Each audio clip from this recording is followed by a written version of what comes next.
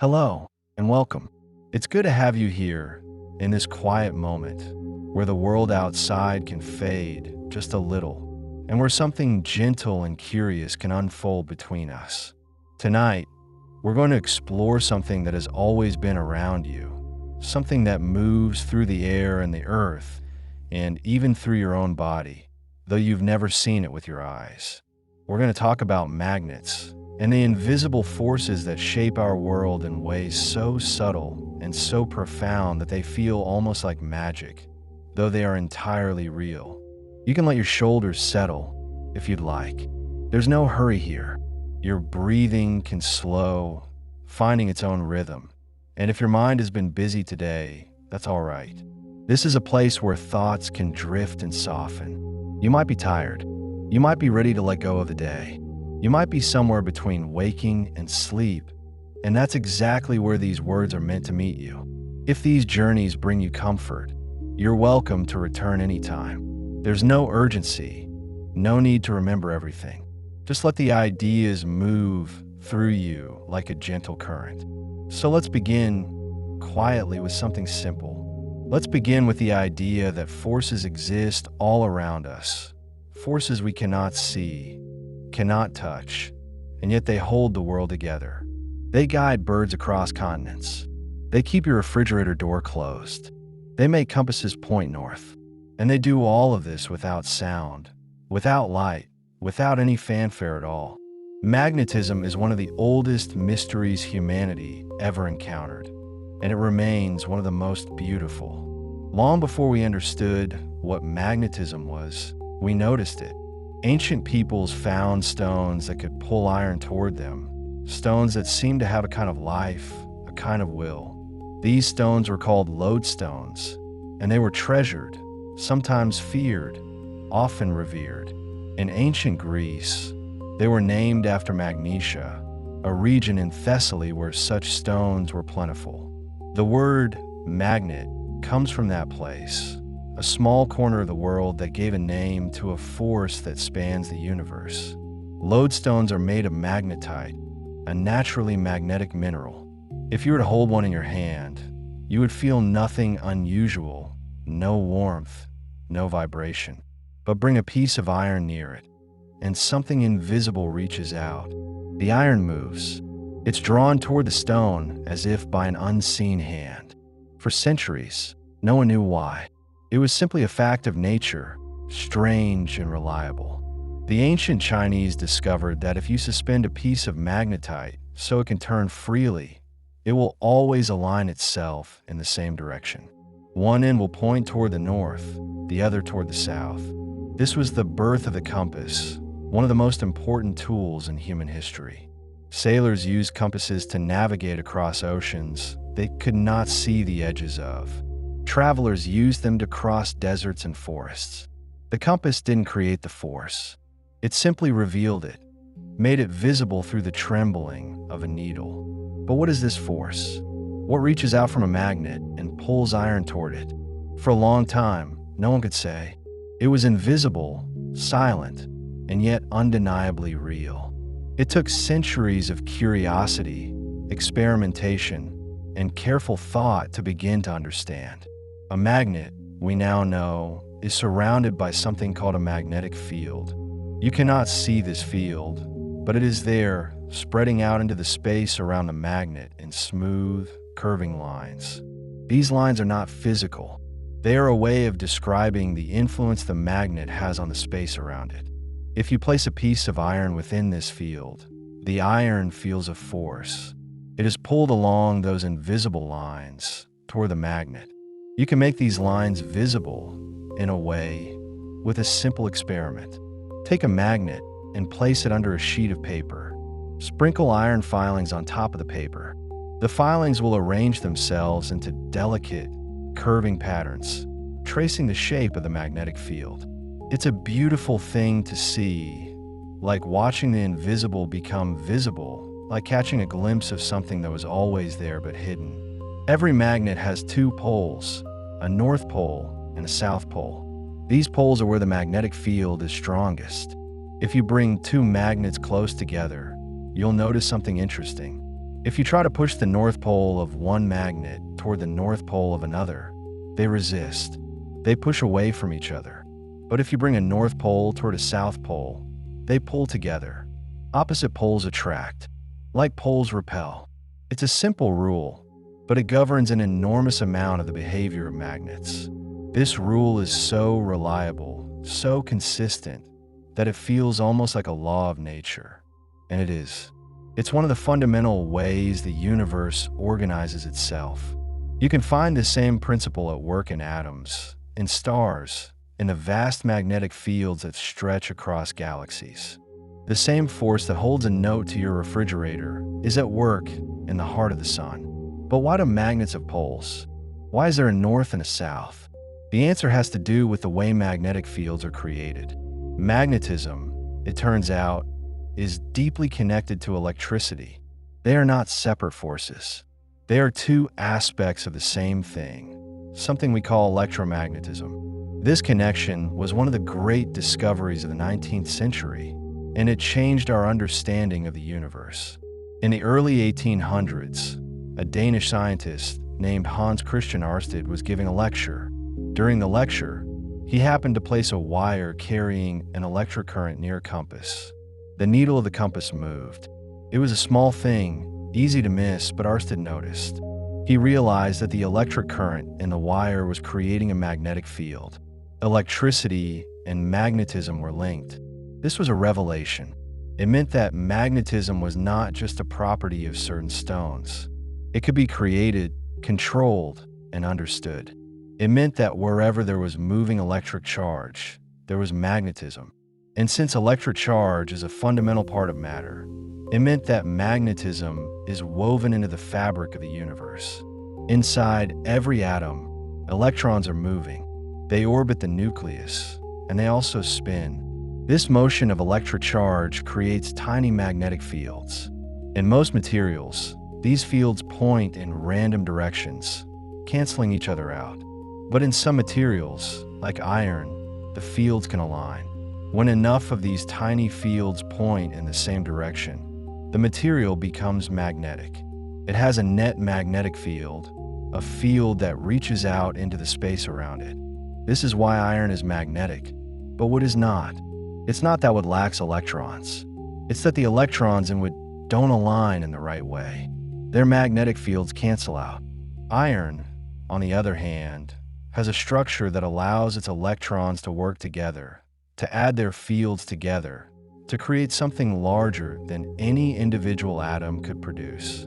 You can create a magnet yourself if you have a piece of iron and a strong magnet.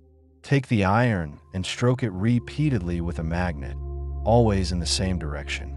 What you're doing is encouraging the tiny magnetic fields inside the iron to align. After enough strokes, the iron itself becomes magnetic. You've organized the chaos inside it. You've created order. This is a gentle process, quiet and invisible. You don't force the iron. You coax it. And once it's magnetized, it will stay that way at least for a while. The alignment isn't permanent. Over time, or if the iron is heated or struck, the fields can fall out of alignment. The magnetism fades. But for a time, the iron remembers. It holds the pattern you gave it. There's something almost poetic about that. The idea that matter can remember, that it can hold a pattern imposed from outside, that it can carry an invisible structure within itself. It's a reminder that the world is not as solid and unchanging as it seems. Even a piece of iron has a kind of inner life, a dynamic structure that can be shaped and reshaped. Now, let's turn our attention to the Earth itself. Because the Earth is a magnet. It has a magnetic field that surrounds it, stretching out into space, wrapping the planet in an invisible shield. This field is what makes compasses work. The needle of a compass is a small magnet, free to rotate. It aligns itself with the Earth's magnetic field, pointing toward the magnetic North Pole. But the Earth's magnetic field is not just a curiosity for navigators. It's essential to life. The field protects us from the solar wind, a stream of charged particles that flows constantly from the sun. Without the magnetic field, these particles would strip away the atmosphere bombard the surface and make life as we know it impossible. The field deflects the particles, guiding them around the planet, creating a safe zone where life can flourish. You can see this protection at work in the auroras, the northern and southern lights. When charged particles from the sun collide with the Earth's magnetic field, they are funneled toward the poles. There, they interact with the atmosphere, causing it to glow in shimmering curtains of green, red, and purple. The auroras are beautiful, but they are also a reminder of the invisible forces at work around us, forces that shape and protect our world. The Earth's magnetic field is generated deep inside the planet in the outer core. The core is made of molten iron and nickel, and it's in constant motion. This motion of liquid metal, combined with the Earth's rotation, creates electric currents, and those currents, in turn, create the magnetic field. It's a self-sustaining process, a kind of natural dynamo that has been running for billions of years. But the field is not constant. It changes over time. The magnetic poles drift. Sometimes, over the course of hundreds of thousands of years, the field reverses entirely. The North Pole becomes the South Pole, and the South Pole becomes the North. We know this because rocks preserve a record of the Earth's magnetic field. When lava cools and solidifies, the magnetic minerals inside it align with the field at that moment. By studying these rocks, scientists can trace the history of the Earth's magnetism, reading the planet's magnetic memory. These reversals are not catastrophic. Life has survived many of them, but they are a reminder that even the most stable-seeming features of our world are in flux. The Earth is not a static object. It's a dynamic system, constantly changing, constantly adjusting, constantly responding to forces we cannot see. Let's think about the scale of these forces. The Earth's magnetic field extends tens of thousands of kilometers into space. It's vast, far larger than the planet itself. And yet, it's also incredibly weak. If you were to measure the strength of the Earth's magnetic field at the surface, you'd find it's about half a Gauss, or 50 microteslas. That's about 100 times weaker than the small magnet holding a note to your refrigerator. How can something so weak have such a profound effect? The answer is that it acts over an enormous volume. The field may be weak at any given point, but it fills an immense region of space. And over that vast region, its effects add up. It's a reminder that strength is not always about intensity. Sometimes it's about reach, about persistence, about being present everywhere at once. This principle applies to many invisible forces. Gravity, for instance, is incredibly weak compared to the other fundamental forces. The electromagnetic force, which includes magnetism, is vastly stronger. And yet, gravity shapes the universe on the largest scales because it acts over infinite distances and it never cancels out. Every bit of mass attracts every other bit of mass, and over cosmic distances, that adds up to galaxies, stars, and planets. Magnetism, too, acts over distances. But unlike gravity, magnetic forces can attract or repel. They can cancel out. They can create complex patterns. This gives magnetism a richness, a versatility that gravity lacks. Magnetism can organize matter in intricate ways, creating structures that would be impossible with gravity alone. Consider the sun. The sun has a magnetic field, far more complex and dynamic than Earth's. The sun's field is constantly changing, driven by the motion of plasma in its interior. This field shapes the sun's atmosphere, creating loops and arches of glowing gas, guiding solar flares and coronal mass ejections. The sun's magnetism reaches out into the solar system, carried by the solar wind, creating a vast magnetic bubble called the heliosphere. We live inside this bubble. The Earth and all the other planets are embedded in the sun's magnetic influence. And beyond the sun, every star has its own magnetic field. Some are weak, some are incredibly strong. Neutron stars, the collapsed cores of massive stars, have magnetic fields so intense that they warp the very fabric of space around them. These fields are trillions of times stronger than anything we can create on Earth. Near a neutron star, the magnetic field would be strong enough to disrupt the atoms in your body, to pull electrons out of their orbits. It's a realm where magnetism becomes not just a force, but a dominant feature of reality. But let's return to something more familiar, more gentle. Let's think about the magnets in your everyday life. They're everywhere, though you might not notice them. In your phone, there are tiny magnets that help the speaker produce sound. In your computer, magnets store information on the hard drive, encoding data and patterns of magnetization. In electric motors, magnets and electric currents work together to create motion, to turn wheels, to spin fans, to power the modern world. Every electric motor relies on the connection between electricity and magnetism. When you run a current through a wire in the presence of a magnetic field, the wire experiences a force. It's pushed or pulled, depending on the direction of the current and the orientation of the field. By carefully arranging wires and magnets, you can create a system that spins continuously, converting electrical energy into mechanical energy. This is the principle behind everything from the fan on your desk to the engine in an electric car. The reverse is also true. If you move a magnet near a wire, you create a current in the wire. This is how generators work. They convert mechanical energy into electrical energy. Spin a magnet inside a coil of wire, and electricity flows. This is how most of the world electricity is generated, whether the magnet is spun by falling water, by steam from burning coal, or by wind turning a turbine. At the heart of it all is the relationship between magnetism and electricity, the dance of invisible forces that power civilization. It's remarkable when you think about it, how much of our world depends on forces we cannot see.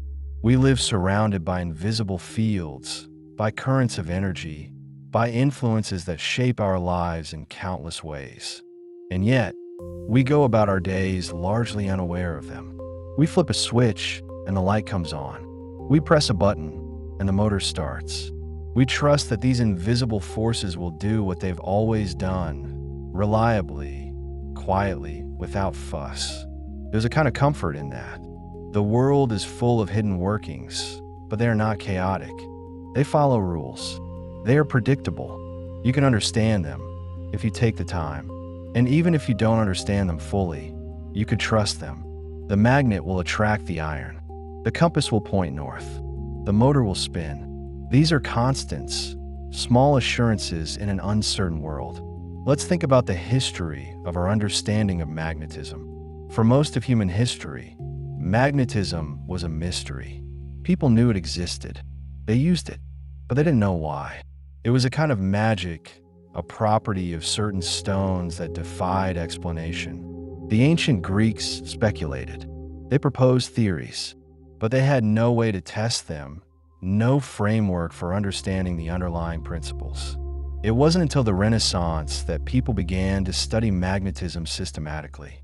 In 1600, William Gilbert, an English physician, published a book called De Magnete, which means on the magnet. In it, he described careful experiments with magnets and lodestones. He showed that the Earth itself is a giant magnet, and he explained why compasses point north. His work was groundbreaking, a model of the scientific method, and it laid the foundation for everything that came after. But even Gilbert didn't know what magnetism really was. That understanding had to wait for the 19th century, for the work of scientists like Ørsted, Michael Faraday, and James Clerk Maxwell. Faraday, in particular, had a gift for visualizing the invisible. He introduced the concept of the magnetic field, the idea that a magnet creates a condition in the space around it, a condition that can exert forces on other magnets and on electric currents. He couldn't see the field, but he could imagine it, and he could describe its effects. Maxwell took Faraday's ideas and expressed them mathematically. He wrote down a set of equations that describe how electric and magnetic fields behave, how they interact, how they propagate through space. These equations, known as Maxwell's equations, are among the most beautiful and powerful in all of physics. They unified electricity and magnetism into a single theory, electromagnetism, and they predicted the existence of electromagnetic waves, waves of electric and magnetic fields traveling through space at the speed of light. It turned out that light itself is an electromagnetic wave. So are radio waves, microwaves, X-rays, and gamma rays. They're all the same thing, differing only in wavelength and frequency. This was a profound realization. It meant that the force that makes magnets stick to refrigerators is the same force that brings light from the sun, the same force that carries radio signals across the world, the same force that allows you to see these words. Electromagnetism is one of the four fundamental forces of nature. The others are gravity, the strong nuclear force, and the weak nuclear force. Together, these four forces govern everything that happens in the universe. They shape the structure of atoms, the behavior of matter, the evolution of stars and galaxies. And of these four, electromagnetism is the one we encounter most directly in our daily lives. It's the force behind chemistry, behind the structure of materials, behind almost every interaction between objects that isn't gravity. And yet, for all its importance, electromagnetism is gentle. It doesn't announce itself. It works quietly in the background, holding molecules together, guiding electrons, creating the conditions for complexity in life. It's a force that makes things possible, that allows the universe to be more than a cloud of particles drifting in the void. There's something deeply calming about understanding this. The world is not arbitrary. It's structured. It follows rules. And those rules, when you understand them, are elegant. They're simple, in a way, even though their consequences are endlessly complex. You don't need to memorize every detail. You just need to grasp the basic principles, and the rest follows. So let's take a moment here, before we go deeper, to simply rest with this idea. Invisible forces surround you. They've been there all your life. They'll be there tomorrow. They're not something to fear or to struggle against. They're part of the fabric of reality, as natural as the air you breathe. And just as the air supports you, these forces support the world, holding it together, making it work, allowing life to exist. You don't need to see them to trust them. You don't need to understand every detail to appreciate them. You can simply know that they're there, doing their work quietly and reliably. And in that knowledge, there's a kind of peace. The world of magnetism extends far beyond the simple attraction of iron filings to a bar magnet resting on a classroom table. Within every magnetic field lies a geometry of influence, invisible lines of force that curve and loop through space in patterns that remain constant and predictable. These field lines emerge from the North Pole of a magnet and sweep through the surrounding space to return at the South Pole, creating closed loops that never begin or end. You can visualize them by scattering iron filings near a magnet and watching as each tiny fragment aligns itself along these invisible pathways, revealing the hidden architecture that exists in the empty air. The strength of a magnetic field diminishes with distance, following a mathematical relationship that brings order to the invisible. Move twice as far from a magnet, and the field strength doesn't merely halve, it drops to 1/4 of its original intensity. This inverse square law governs not only magnetism, but also gravity and light, a recurring pattern in nature that suggests deep underlying symmetries in how forces propagate through space. The field never truly reaches zero, no matter how far you travel from its source. It simply fades, becoming ever more subtle, blending into the background hum of other magnetic influences that fill the universe. Every magnet, no matter how small, possesses both a north and south pole. These poles cannot be separated. If you take a bar magnet and break in half, you don't create an isolated north pole and an isolated south pole. Instead, you produce two smaller magnets, each with its own complete pair of poles. Break those pieces again, and the pattern persists. Even if you could somehow divide the magnet down to a single atom, that atom itself would still possess magnetic polarity, a north and south arising from the quantum spin of its electrons. This inseparability of poles is one of the fundamental asymmetries between magnetism and electricity, where positive and negative charges can exist independently. The magnetic domains within a material are tiny regions where the magnetic fields of individual atoms align in the same direction. In an unmagnetized piece of iron, these domains point in random directions, their fields canceling each other out so that the material as a whole shows no net magnetism. But when you bring a strong magnet near, or pass an electric current through a coil wrapped around the iron, these domains begin to rotate and align. The boundaries between domains shift. Regions pointing in the favorable direction grow larger, consuming their neighbors. Gradually, more and more of the material's atomic magnets point the same way, and the iron itself becomes magnetic. This process is reversible, but not perfectly so. Some materials retain a memory of their magnetization, a phenomenon called hysteresis that makes permanent magnets possible. Ferromagnetic materials like iron, nickel, and cobalt are special because their atomic structure allows neighboring atoms to influence each other's magnetic orientation strongly. This cooperative behavior creates the possibility of large-scale magnetization. But these materials lose their ferromagnetic properties when heated beyond a certain temperature, called the Curie point. For iron, this temperature is about 770 degrees Celsius. Above this threshold, thermal energy overwhelms the quantum mechanical forces that align the magnetic domains, and the material becomes paramagnetic, still responsive to magnetic fields, but unable to retain permanent magnetization. The transition is sharp and reversible. Cool the iron back down, and its ferromagnetic nature returns, ready once again to form domains and hold magnetic memory. The Earth's magnetic field reverses its polarity at irregular intervals, a phenomenon recorded in the solidified lava of ancient volcanic eruptions.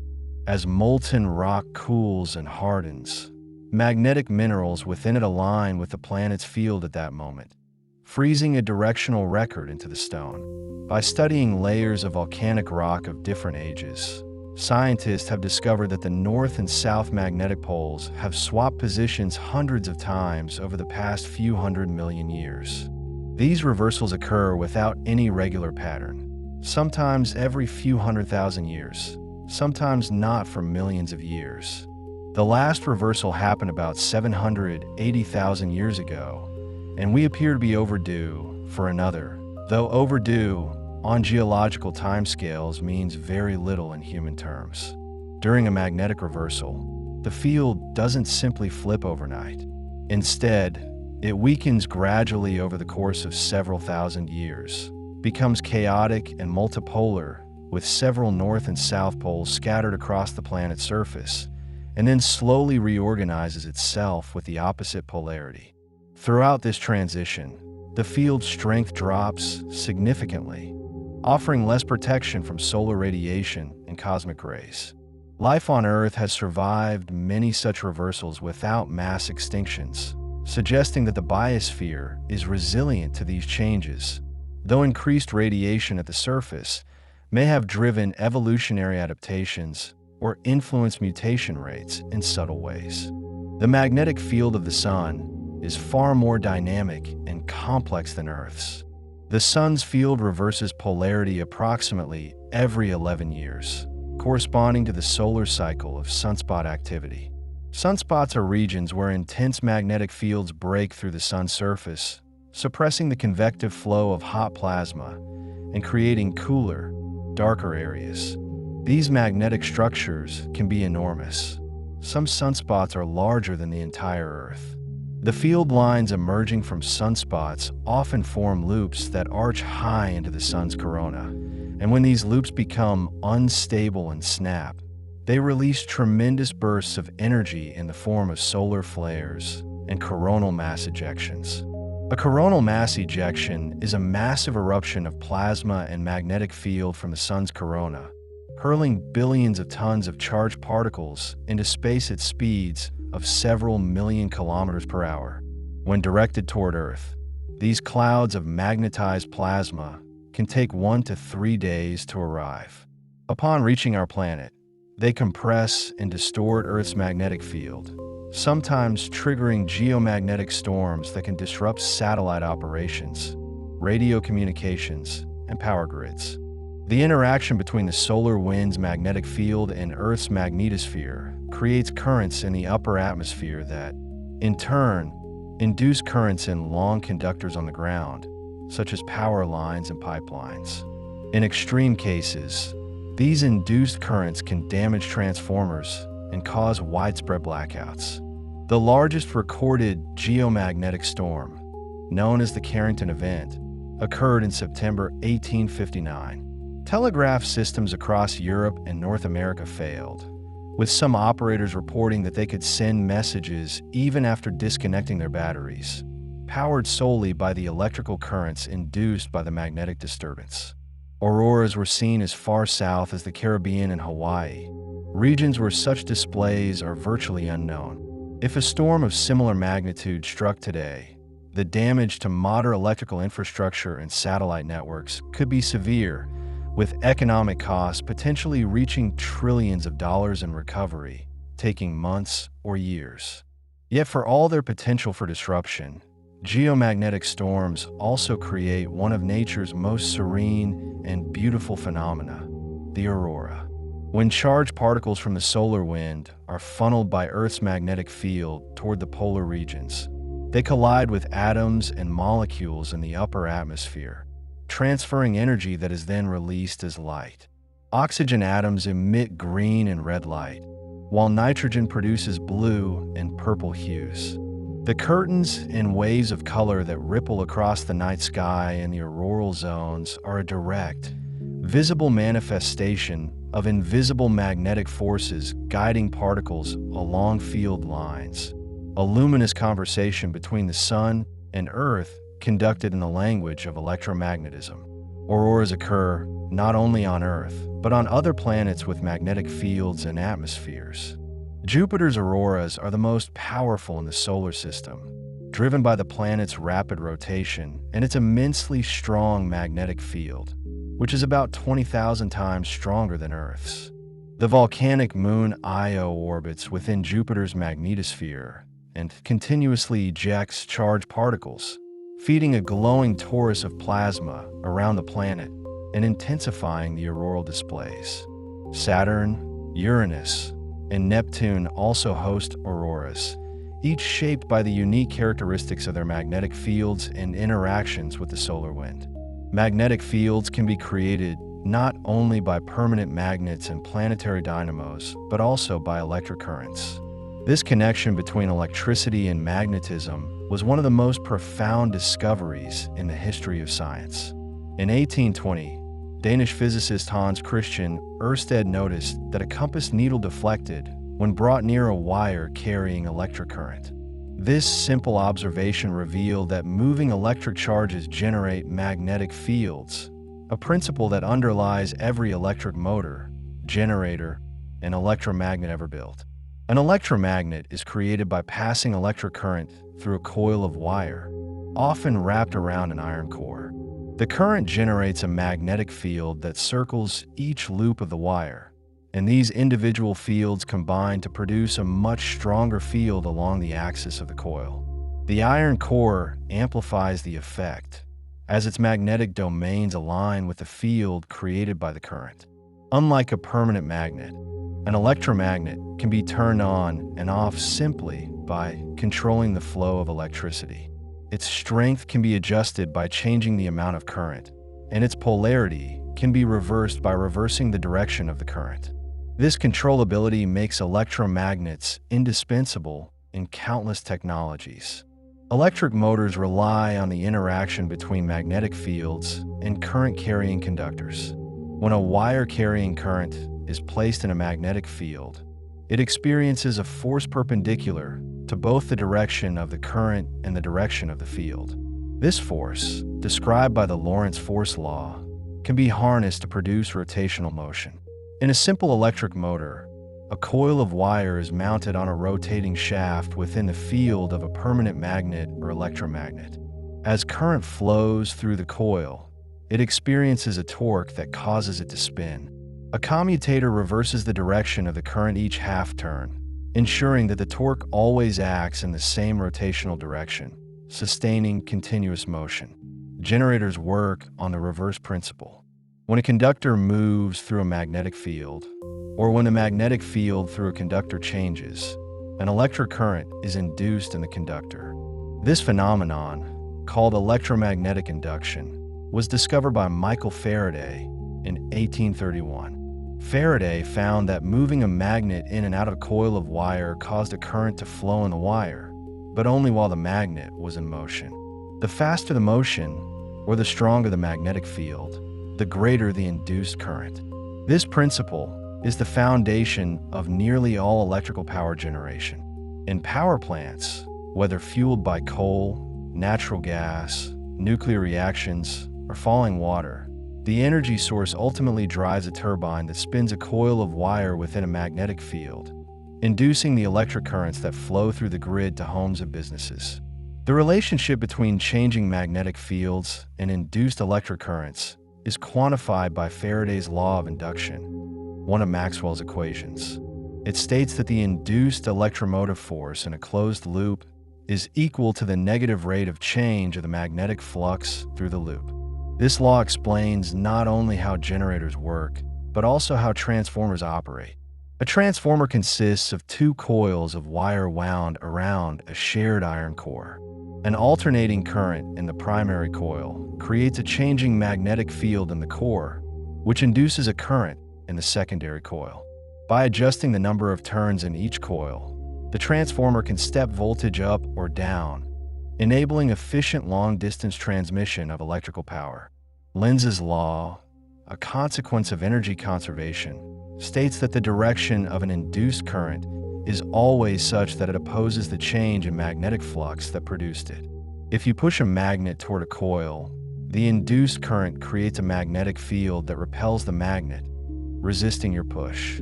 If you pull the magnet away, the induced current creates a field that attracts it, resisting your pull. This opposition is not a flaw, but a fundamental feature of electromagnetic induction, ensuring that energy is not created from nothing. The work you do in moving the magnet is converted into electrical energy in the coil. Eddy currents are loops of electric current induced within conductors by changing magnetic fields. When a metal plate moves through a magnetic field, or when a magnetic field moves past a metal plate, swirling currents form within the metal, dissipating energy as heat due to the metal's resistance. Eddy currents are the reason a magnet dropped through a copper tube falls slowly, as if moving through honey. The falling magnet induces currents in the tube walls, and those currents generate magnetic fields that oppose the magnet's motion, creating a smooth, resistive drag with no physical contact. This principle is used in magnetic braking systems for trains and amusement park rides, providing powerful, wear-free deceleration. Induction heating exploits eddy currents to heat metal objects quickly and efficiently. A high-frequency alternating current is passed through a coil, creating a rapidly changing magnetic field. When a metal object is placed within this field, eddy currents are induced in the metal, and the metal's resistance converts these currents into heat. The process is fast, controllable, and localized, making it ideal for applications like hardening steel gears, melting metals in foundries, and even cooking. Induction cooktops heat pots and pans directly through induced currents, leaving the cooktop surface itself relatively cool. Magnetic levitation, or maglev, uses magnetic forces to suspend objects without physical contact. There are several approaches to achieving levitation. In electromagnetic suspension, electromagnets beneath a vehicle attract ferromagnetic rails above it, lifting the vehicle. Sensors continuously monitor the gap and adjust the current to maintain a stable distance. In electrodynamic suspension, superconducting magnets on the vehicle induce currents in conductive tracks, and the resulting magnetic fields provide both lift and lateral stability. Maglev trains using these principles have achieved speeds exceeding 600 kilometers per hour, gliding silently above their tracks with minimal friction and no wheel wear.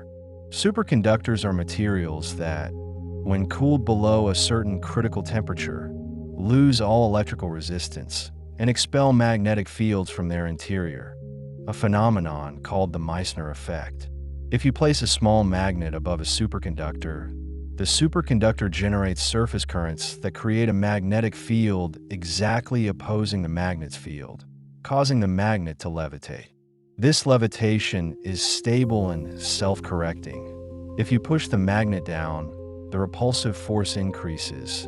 If you lift it, the force decreases. The magnet hovers in a state of equilibrium, held in place by invisible forces with no energy input required to maintain the levitation, as long as the superconductor remains cold. The critical temperature for superconductivity varies widely among materials. For many metallic superconductors, it is just a few degrees above absolute zero, requiring cooling with liquid helium. High-temperature superconductors, discovered in the 1980s, can operate at temperatures above the boiling point of liquid nitrogen, which is much easier and cheaper to produce.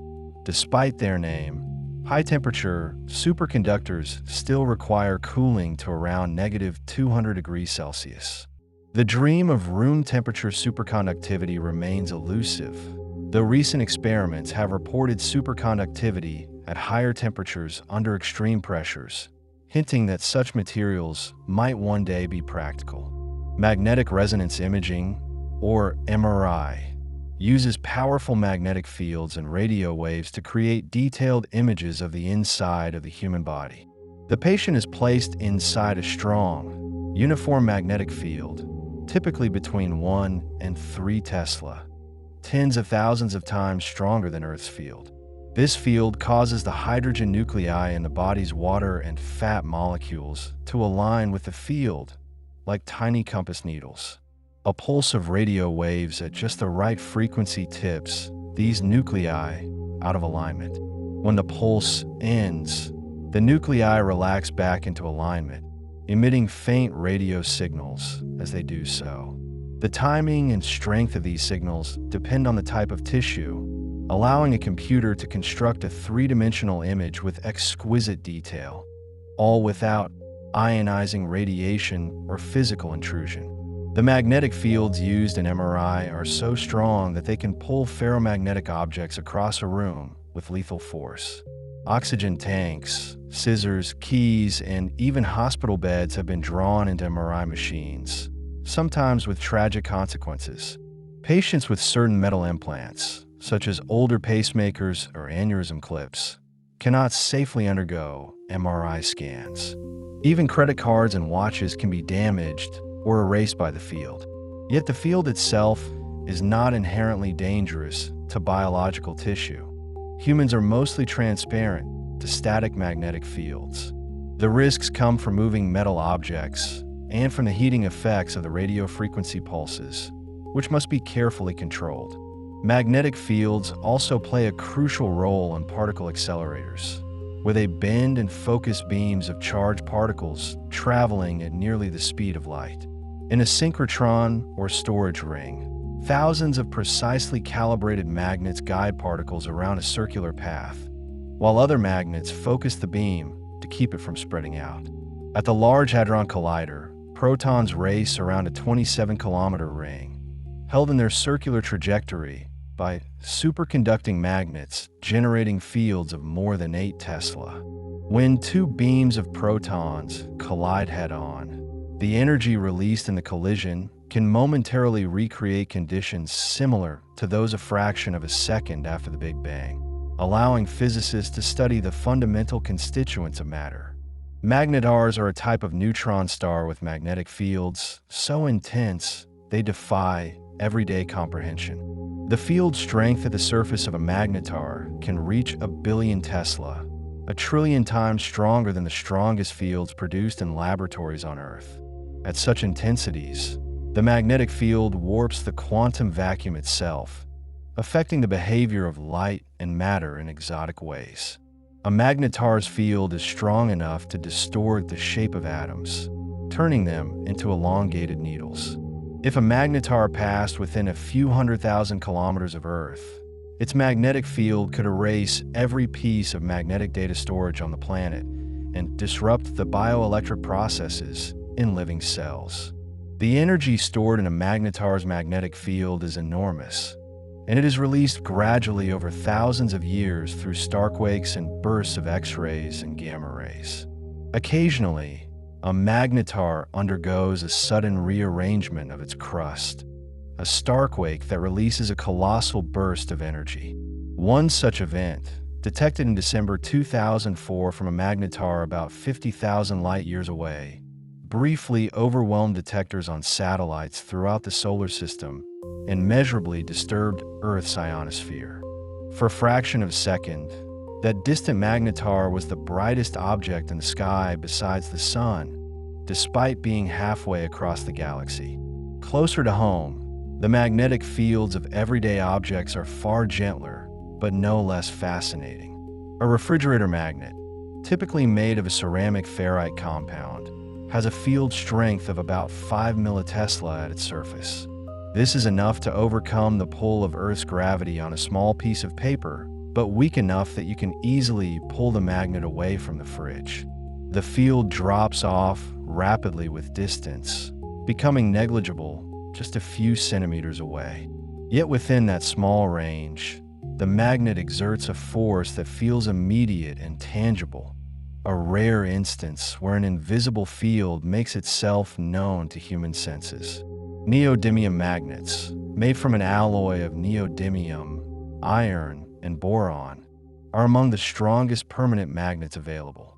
A neodymium magnet the size of a coin can support many times its own weight and will snap together with startling force if brought near another magnet or a ferromagnetic surface. These magnets are found in hard drives, headphones, electric vehicle motors, and wind turbine generators. Their strength comes from the particular arrangement of atoms in the alloy, which allows for exceptionally strong magnetic domains. However, neodymium magnets are brittle and can shatter if allowed to collide, and they lose their magnetism if heated above about 80 degrees Celsius, limiting their use in high-temperature applications. Alnico magnets, made from aluminum, nickel, and cobalt, are less powerful than neodymium magnets, but can withstand much higher temperatures, remaining magnetic up to 500 degrees Celsius or more. They were the strongest permanent magnets available before rare earth magnets were developed, and are still used in applications where heat resistance is essential, such as sensors and electric guitar pickups. The tone of an electric guitar is shaped in part by the magnetic field of the pickup, which induces a current in the coil as the steel strings vibrate within the field. Different magnet materials and configurations produce subtly different tones, a detail that musicians and instrument makers have explored for decades. The Earth's magnetic field is not only a shield and a navigational aid, but also a reservoir of information about the planet's interior.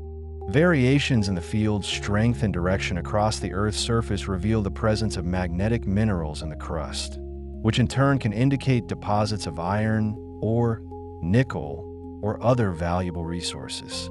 Geophysicists use sensitive magnetometers to map these variations, both on the ground and from aircraft, creating detailed magnetic maps that guide mineral exploration.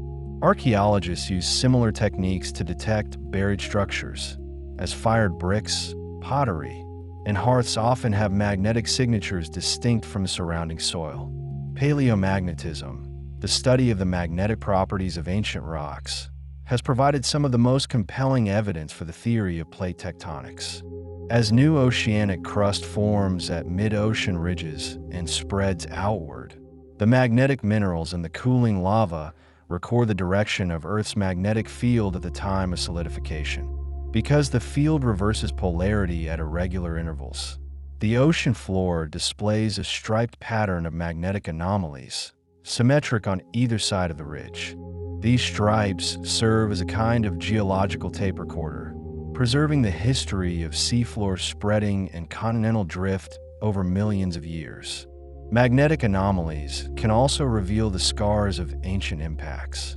When a large meteorite strikes the Earth, the heat and shock of the impact can demagnetize or remagnetize rocks in the impact zone, creating a distinctive magnetic signature. By mapping these anomalies, scientists can identify impact craters that have been eroded or buried over time. The Chicxulub crater in Mexico, associated with a mass extinction event that ended the age of dinosaurs, was first detected in part through magnetic and gravitational surveys conducted by oil exploration companies. Biomagnetics is the study of magnetic fields produced by living organisms and their effects on biological processes. Many animals, including birds, sea turtles, salmon, and honeybees, can detect Earth's magnetic field and use it for navigation. The exact mechanism of this magnetoreception is still being investigated, but it likely involves tiny crystals of magnetite in specialized cells, or a quantum process in certain proteins in the retina that is sensitive to magnetic fields. Migratory birds, for instance, appear to have a magnetic compass sense that allows them to orient themselves relative to the field lines, supplementing their use of the sun, stars, and landmarks. Some bacteria, known as magnetotactic bacteria, contain chains of magnetite crystals that act as tiny compass needles, aligning the bacteria with Earth's magnetic field. These bacteria live in aquatic sediments and use their magnetic sense to navigate along field lines toward their preferred oxygen concentrations. The magnetite crystals they produce are remarkably uniform in size and shape, and their formation is biologically controlled, making them a subject of interest in the study of biomineralization and even astrobiology, as similar crystals have been found in Martian meteorites, though their origin remains controversial. Humans do not have a conscious magnetic sense, but some studies suggest that the human brain may respond weakly to changes in magnetic fields. Experiments have shown that certain patterns of brainwave activity can be altered by exposure to specific magnetic field variations, though the biological significance and potential evolutionary history of this sensitivity remain unclear.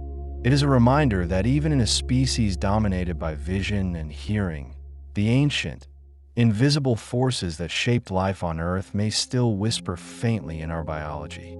The invisible forces that shape our world extend far beyond the simple pull of one magnet toward another. They ripple through space in ways we cannot see, carrying energy and information across distances that would take light itself measurable time to cross. These forces form a spectrum, a continuous range of possibilities, each frequency revealing a different face of the same underlying reality. Light itself is one of these invisible forces, though we perceive only a narrow slice of its full range. The colors we see, from deep violet to warm red, occupy just a small window in a vast spectrum of electromagnetic radiation. Beyond the red lies infrared, a realm of heat we can feel but not see.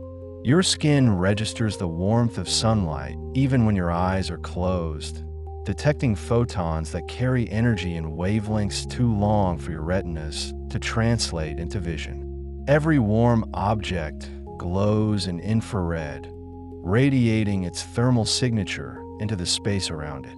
The human body itself emits this gentle radiation, a soft glow invisible to our eyes, but detectable by specialized cameras that translate heat into visible patterns.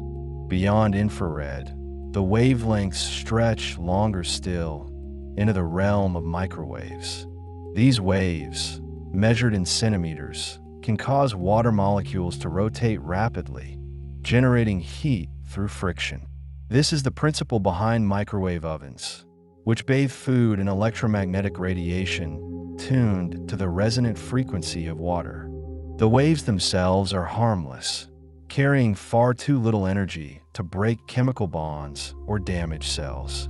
They simply encourage water molecules to dance, and in that dance, heat emerges. Microwaves also carry our wireless communications, bouncing between towers and satellites, encoding voices and data in subtle variations of their amplitude and frequency. Longer still are radio waves, stretching from millimeters to kilometers in wavelength. These are the carriers of broadcast signals, the invisible messengers that bring music and voices into our homes without wires. Radio waves travel at the speed of light, bending around obstacles, reflecting off layers of charged particles in the upper atmosphere, sometimes traveling thousands of miles from transmitter to receiver. At night, when the ionosphere changes its character, radio signals can skip across continents, connecting distant strangers through the patient oscillation of electromagnetic fields. The universe itself generates radio waves, and astronomers tune vast dish antennas to listen to the cosmos, detecting the whisper of distant galaxies and the remnant glow of the Big Bang itself. In the other direction, toward shorter wavelengths, lies ultraviolet light.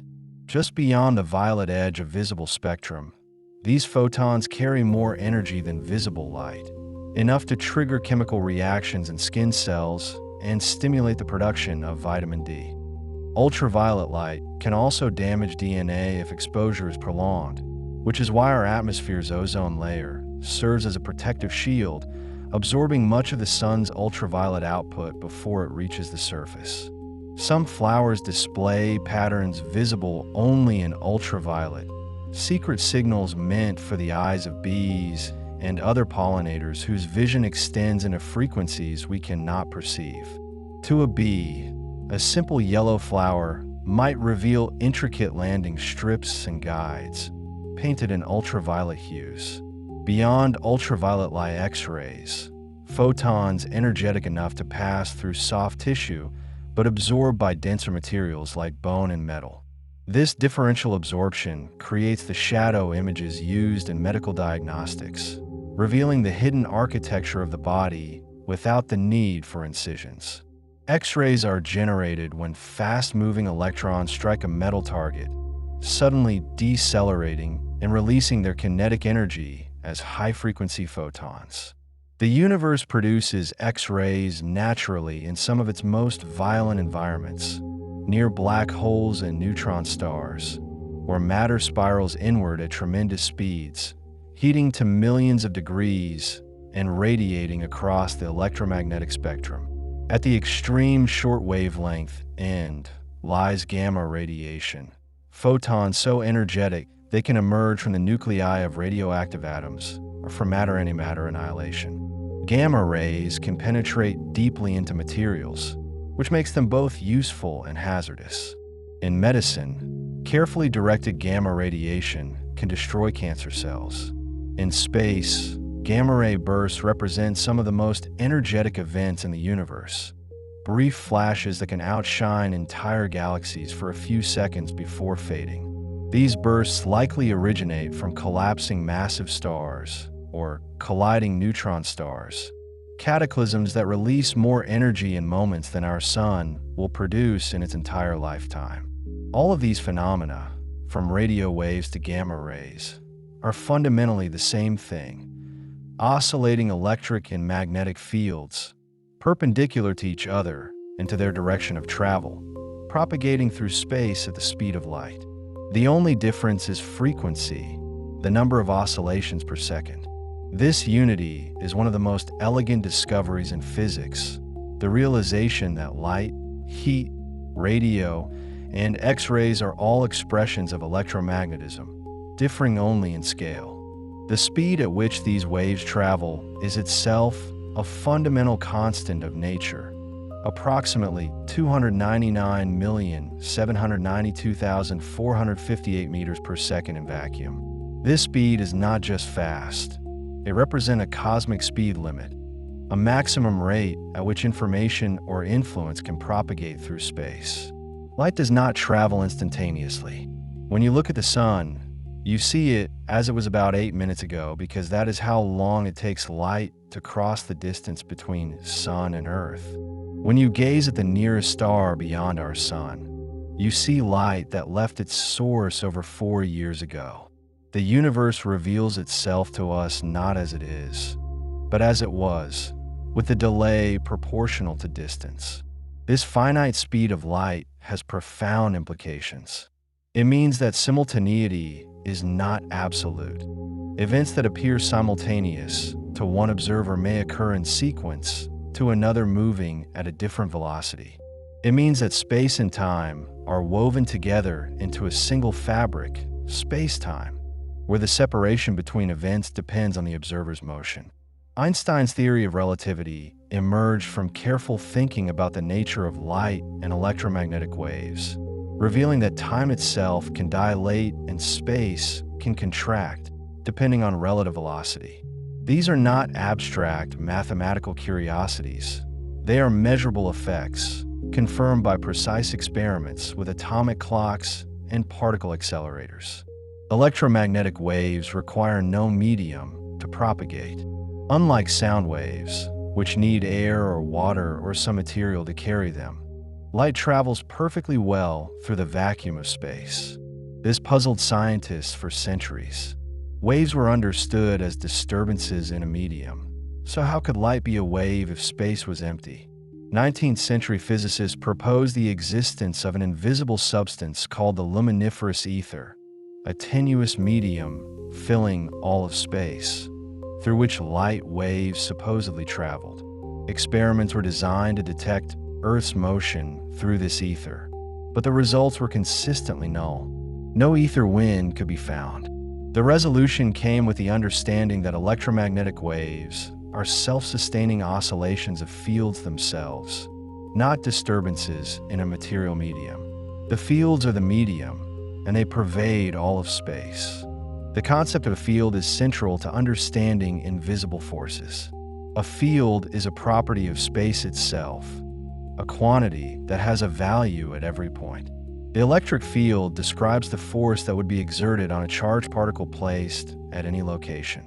The magnetic field describes the force on a moving charge or a magnetic dipole. These fields exist whether or not any particle is present to feel them. They are real, physical entities, capable of storing energy and momentum. When you turn on a light bulb, energy flows from the power source to the bulb, not through the wires, but through the electromagnetic fields surrounding the wires. The wires guide the fields, but the energy travels in the space around them, a fact that seems counterintuitive but follows directly from Maxwell's equations.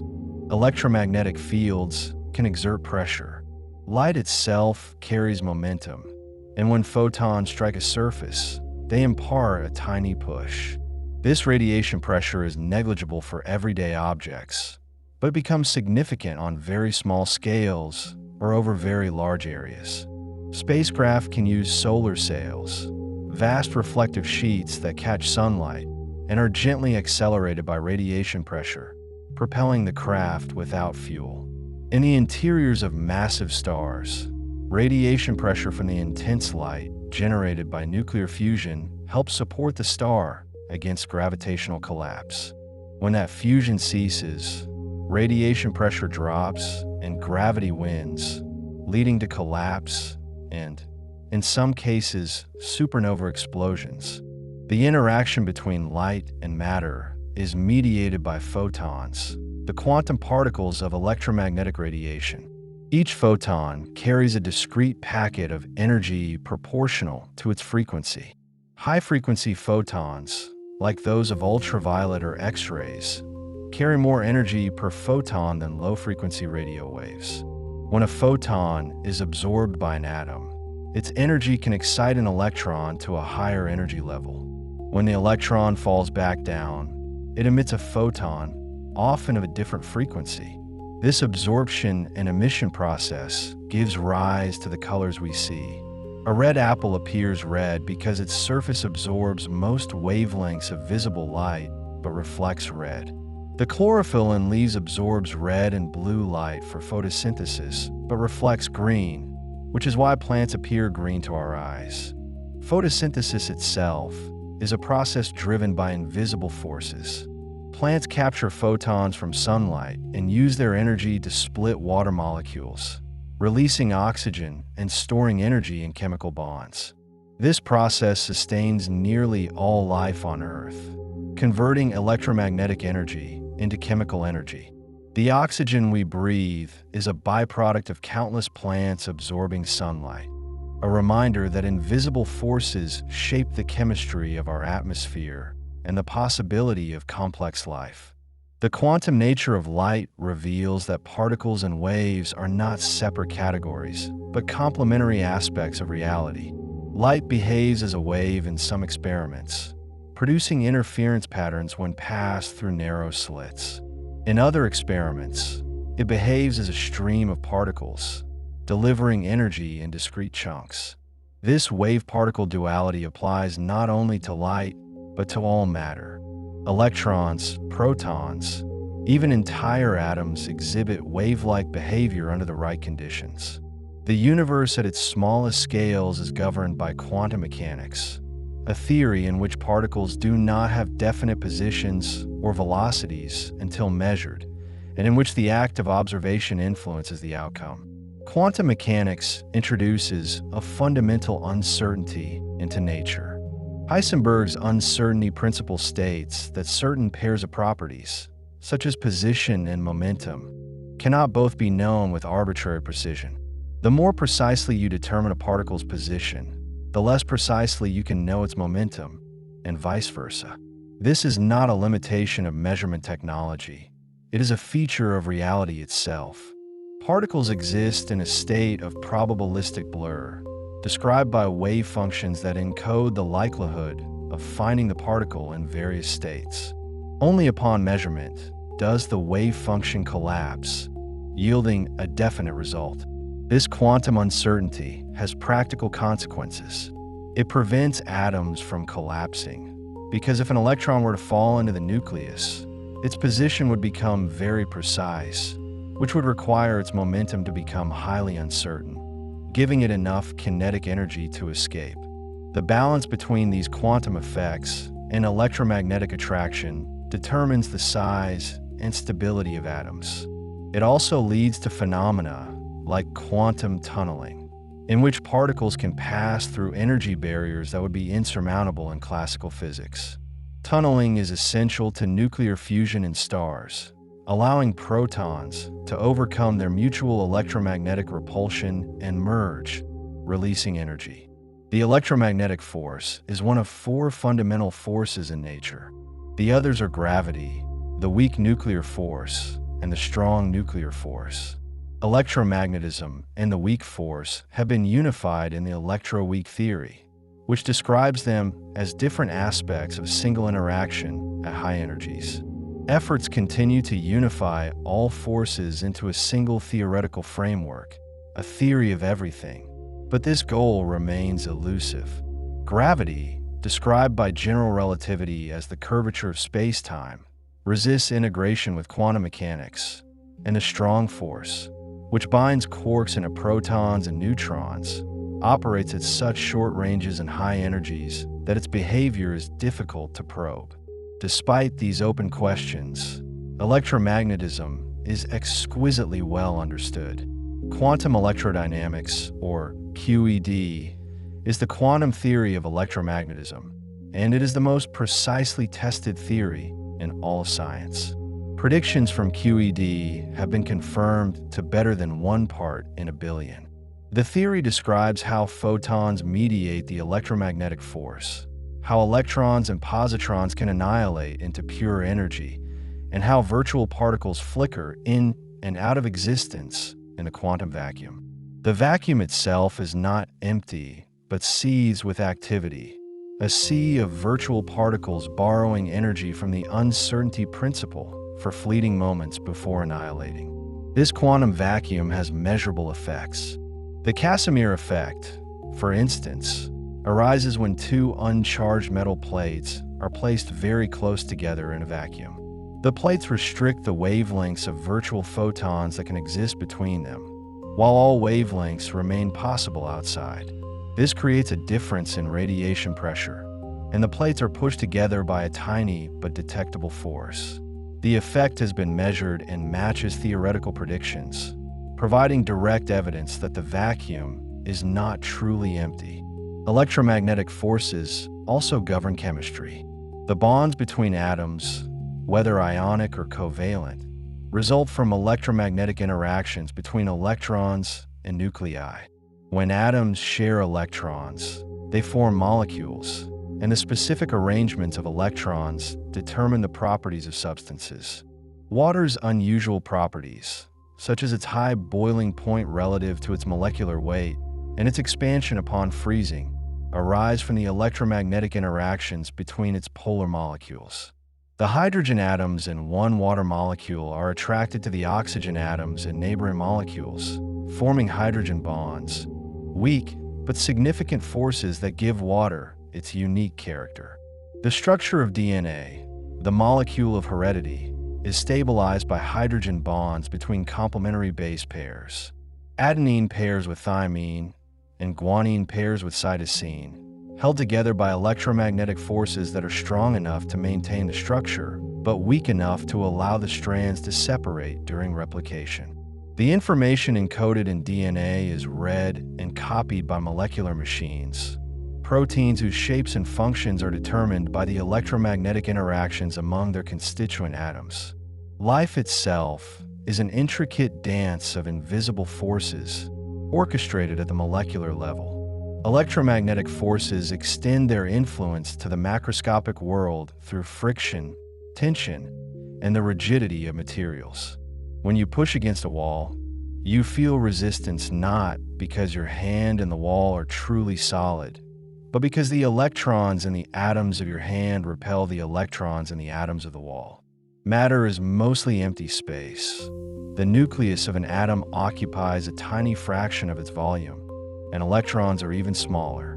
Yet electromagnetic repulsion creates the sensation of solidity, preventing objects from passing through each other. Friction, too, is an electromagnetic phenomenon. When surfaces slide against each other, the microscopic roughness causes atoms to interact, and electromagnetic forces resist the motion. Energy is converted into heat, warming the surfaces.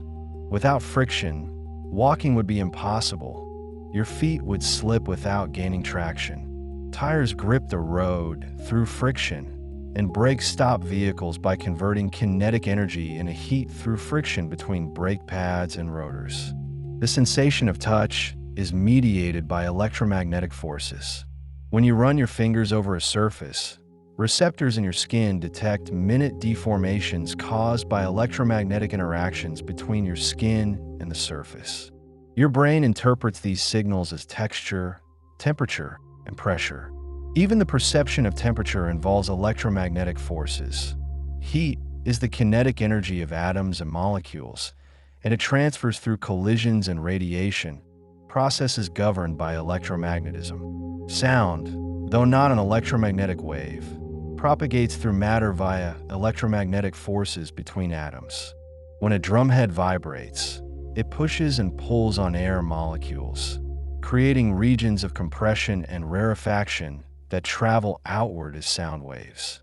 The air molecules themselves are held together by electromagnetic forces, and their collisions transmit the disturbance.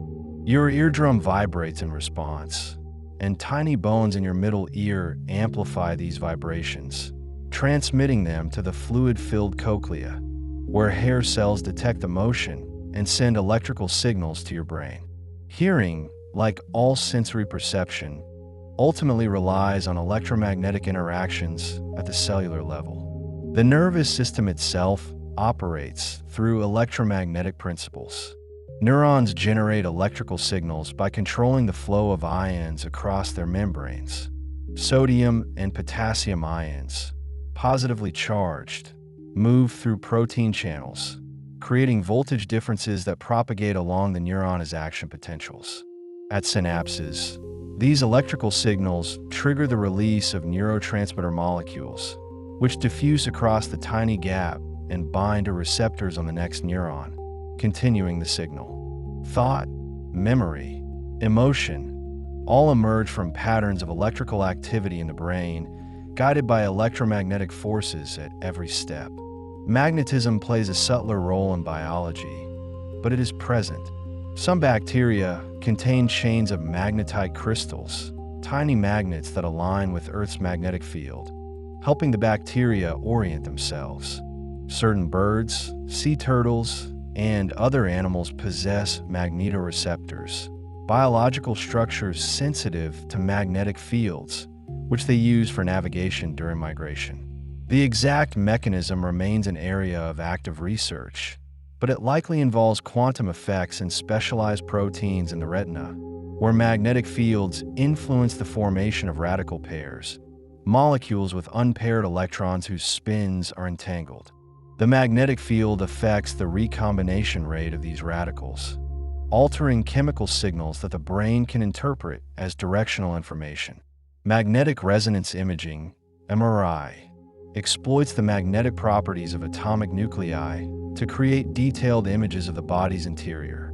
Hydrogen nuclei, which are simply protons, have a magnetic moment and behave like tiny bar magnets. In a strong magnetic field, these protons align either with or against the field. Radio frequency pulses tip the protons out of alignment, and as they relax back, they emit signals that vary depending on their chemical environment. Different tissues produce different signals, allowing the construction of high-resolution images without ionizing radiation. MRI is a triumph of applied physics, combining quantum mechanics, electromagnetism, and sophisticated signal processing. The Earth's magnetic field, as mentioned earlier, arises from the motion of molten iron in the outer core. This geodynamo is sustained by convection currents driven by heat escaping from the planet's interior. The field is not static. It wanders and fluctuates over time. The magnetic poles drift, and occasionally the field reverses entirely, with north and south poles swapping places. These reversals are recorded in volcanic rocks and seafloor sediments, which preserve the orientation of the magnetic field at the time they solidified. The pattern of magnetic stripes on the ocean floor provided key evidence for plate tectonics, revealing that new crust forms at mid-ocean ridges and spreads outward, recording each reversal as it goes. The Sun's magnetic field is far more dynamic than Earth's. It is generated by the motion of plasma in the Sun's interior and outer layers. The differential rotation of the Sun, faster at the equator than at the poles, twists and tangles the magnetic field lines, creating regions of intense magnetism that emerge as sunspots. These dark spots are cooler than their surroundings because the magnetic field inhibits convection, reducing the flow of heat to the surface. Sunspots often occur in pairs, with opposite magnetic polarities, connected by loops of magnetic field that arch through the Sun's atmosphere. Solar flares and coronal mass ejections are explosive releases of magnetic energy. When twisted field lines reconnect, they can suddenly release vast amounts of stored energy, accelerating particles to high speeds and emitting intense radiation across the spectrum. If directed toward Earth, these eruptions can cause geomagnetic storms, disrupting communications and power grids, and producing auroras visible at lower latitudes than usual. The Sun follows an 11-year cycle of magnetic activity, with periods of high and low sunspot numbers. Though the cycle is not perfectly regular, the solar wind, a stream of charged particles flowing outward from the Sun, carries the Sun's magnetic field into interplanetary space. This interplanetary magnetic field fills the solar system, interacting with planetary magnetospheres and the magnetic fields embedded in comets' tails. The solar wind extends far beyond the orbits of the planets, eventually reaching the heliopause, the boundary where the solar wind's pressure balances the pressure of the interstellar medium. The Voyager spacecraft have crossed this boundary, entering interstellar space, but still within the sun's gravitational influence. Cosmic rays, high-energy particles from outside the solar system, are influenced by magnetic fields throughout their journey. These particles, mostly protons and atomic nuclei, spiral along magnetic field lines, and their paths are deflected by the magnetic fields of stars, galaxies, and intergalactic space. The origin of the highest energy cosmic rays remains a mystery. They carry energies far beyond what human-made accelerators can achieve, and their trajectories point back to no obvious source, scrambled by magnetic fields along the way. Galaxies themselves possess magnetic fields, though much weaker than those of stars or planets. These fields are amplified by dynamo processes similar to those in planets and stars, driven by the rotation and turbulence of ionized gas. Galactic magnetic fields play a role in star formation, providing support against gravitational collapse and influencing the structure of molecular clouds. They also affect the propagation of cosmic rays and the behavior of interstellar plasma. On the largest scales, magnetic fields have been detected in galaxy clusters and even in the filaments of the cosmic web, the vast network of matter that connects galaxy clusters across the universe. The origin of these large-scale fields is uncertain. They may have been seeded by processes in the early universe or amplified over cosmic time by the motion of ionized gas. Understanding these fields is an ongoing challenge in astrophysics, requiring observations across multiple wavelengths and sophisticated simulations.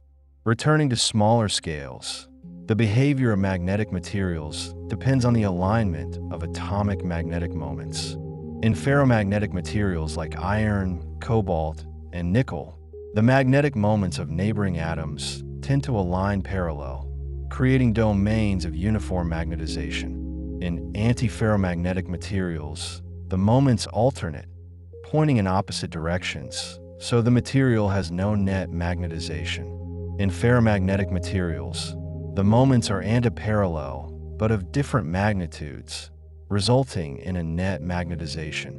These behaviors arise from quantum mechanical exchange interactions, a consequence of the Pauli exclusion principle and the symmetry of electron wave functions. Magnetic storage media, such as hard drives and magnetic tapes, exploit the stability of magnetic domains to encode information. A write head generates a localized magnetic field that aligns domains in a thin magnetic film, representing binary data as patterns of magnetization. A read head detects these patterns, typically using magnetoresistive sensors whose electrical resistance changes in response to magnetic fields. Data densities have increased dramatically over the decades, driven by advances in materials science and nanofabrication. Modern hard drives can store terabytes of data, with magnetic bits mere nanometers across, a testament to human ingenuity in manipulating invisible forces. Magnetic levitation, or maglev, uses magnetic forces to suspend objects without physical contact. Superconducting magnets can produce powerful, stable fields that repel or attract other magnets, allowing trains to float above tracks and eliminating friction. Maglev trains can reach very high speeds, limited mainly by air resistance. The absence of mechanical contact reduces wear and maintenance, and the ride is smooth and quiet. Several countries operate maglev lines, and research continues into improving efficiency and reducing costs.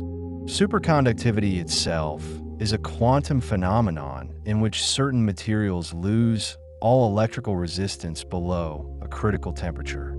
In this state, electric currents can flow indefinitely without energy loss, and the material expels magnetic fields from its interior, a property called the Meissner effect. A magnet placed above a superconductor will levitate, held aloft by the repulsion of induced currents that perfectly cancel the external field inside the superconductor. High-temperature superconductors, discovered in the 1980s, operate at temperatures achievable with liquid nitrogen, making superconducting technologies more practical. Applications include powerful electromagnets for MRI machines, particle accelerators, and fusion reactors, as well as sensitive detectors for measuring tiny magnetic fields. The quantum Hall effect is another remarkable phenomenon involving electromagnetism and quantum mechanics. When a two-dimensional electron gas is subjected to a strong magnetic field at low temperatures, the Hall resistance, the voltage across the sample perpendicular to the current, becomes quantized in precise steps. These steps are related to fundamental constants, and the effect provides a standard for electrical resistance with extraordinary precision. The quantum Hall effect reveals the topological properties of quantum states and has connections to deep areas of mathematics and physics. Electromagnetic induction, discovered by Faraday, remains the basis for generating most of the world's electricity. Power plants, whether fueled by coal, gas, nuclear reactions, or falling water, ultimately drive turbines that spin coils of wire in magnetic fields, inducing electric currents. This current is transmitted over power grids, stepped up to high voltages for efficient long-distance transmission, then stepped down for safe use in homes and businesses. Transformers, which change voltage levels, rely on induction between coils wrapped around a common magnetic core. The entire infrastructure of modern civilization depends on electromagnetic principles understood and applied over the past 2 centuries. Wireless power transfer, a newer application of induction, allows devices to charge without plugged-in cables. A transmitter coil generates an oscillating magnetic field, which induces a current in a receiver coil placed nearby. Resonant induction, where both coils are tuned to the same frequency, enhances efficiency. This technology is used in electric toothbrushes, smartphones, and increasingly in electric vehicles, which can charge by parking over an inductive pad. The dream of transmitting power over longer distances wirelessly, envisioned by Nikola Tesla over a century ago, remains challenging due to efficiency and safety concerns, but research continues. The interaction of electromagnetic waves with materials gives rise to phenomena like reflection, refraction, diffraction, and scattering. Reflection occurs when waves bounce off surfaces, with the angle of incidence equaling the angle of reflection. Refraction is the bending of waves as they pass from one medium to another, caused by a change in wave speed. This bending is why a straw in a glass of water appears broken at the surface, and it is the principle behind lenses, which focus or disperse light by carefully shaping transparent materials. Diffraction is the spreading of waves when they encounter obstacles or apertures comparable in size to their wavelength. Light passing through a narrow slit spreads out, creating patterns of bright and dark bands due to interference. Diffraction limits the resolution of optical instruments. Smaller details require shorter wavelengths to resolve.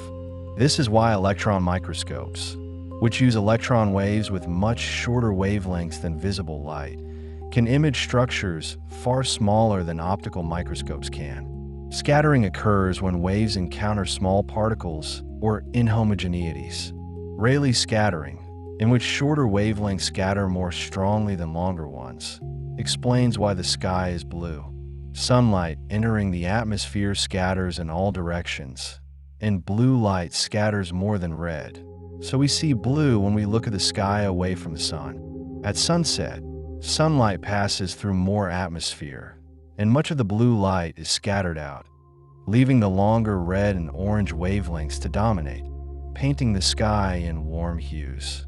Polarization is a property of electromagnetic waves related to the orientation of the electric field. Light can be polarized linearly, circularly, or elliptically, depending on how the electric field vector rotates as the wave propagates. Polarizing filters block waves with electric fields oriented in certain directions, allowing only specific polarizations to pass. This is used in sunglasses to reduce glare, which is often partially polarized by reflection off surfaces like water or roads.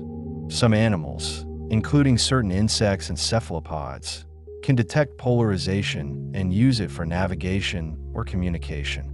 Birefringence is a phenomenon in which a material has different refractive indices for different polarizations of light. This causes an unpolarized beam entering the material to split into two beams with perpendicular polarizations, traveling at different speeds. Calcite crystals exhibit strong birefringence, producing a double image when you look through them. Birefringent materials are used in optical devices to manipulate polarization, such as wave plates that change linear polarization to circular or vice versa. The Faraday effect is the rotation of the polarization plane of light as it passes through a material in a magnetic field parallel to the direction of propagation. The amount of rotation depends on the strength of the magnetic field and the properties of the material. This effect is used in optical isolators, devices that allow light to pass in one direction but block it in the reverse direction, protecting lasers and other sensitive equipment from back reflections. Lasers are devices that produce coherent, monochromatic light through stimulated emission of radiation. In a laser, atoms or molecules are excited to higher energy states, and photons of a specific frequency trigger them to emit additional photons of the same frequency, phase, and direction. Mirrors at the ends of the laser cavity reflect the light back and forth, amplifying it with each pass, until a portion is allowed to escape as a focused beam. Lasers are used in countless applications, from cutting and welding to surgery, communications, measurement, and entertainment. Holography uses interference patterns to record and reconstruct three-dimensional images. A hologram is created by splitting a laser beam into two parts. One illuminates the object, and the other serves as a reference. The light reflected from the object interferes with the reference beam, and the resulting pattern is recorded on a photosensitive material. When illuminated with the reference beam alone, the hologram reconstructs the light waves that came from the object, creating a three-dimensional image that could be viewed from different angles. Nonlinear optics deals with phenomena that occur when light interacts with materials in ways that depend on the light's intensity. At high intensities, the optical properties of materials can change, leading to effects like frequency doubling, where two photons combine to produce a single photon of twice the frequency, or self-focusing, where the intensity profile of a beam alters the refractive index of the medium, causing the beam to focus itself.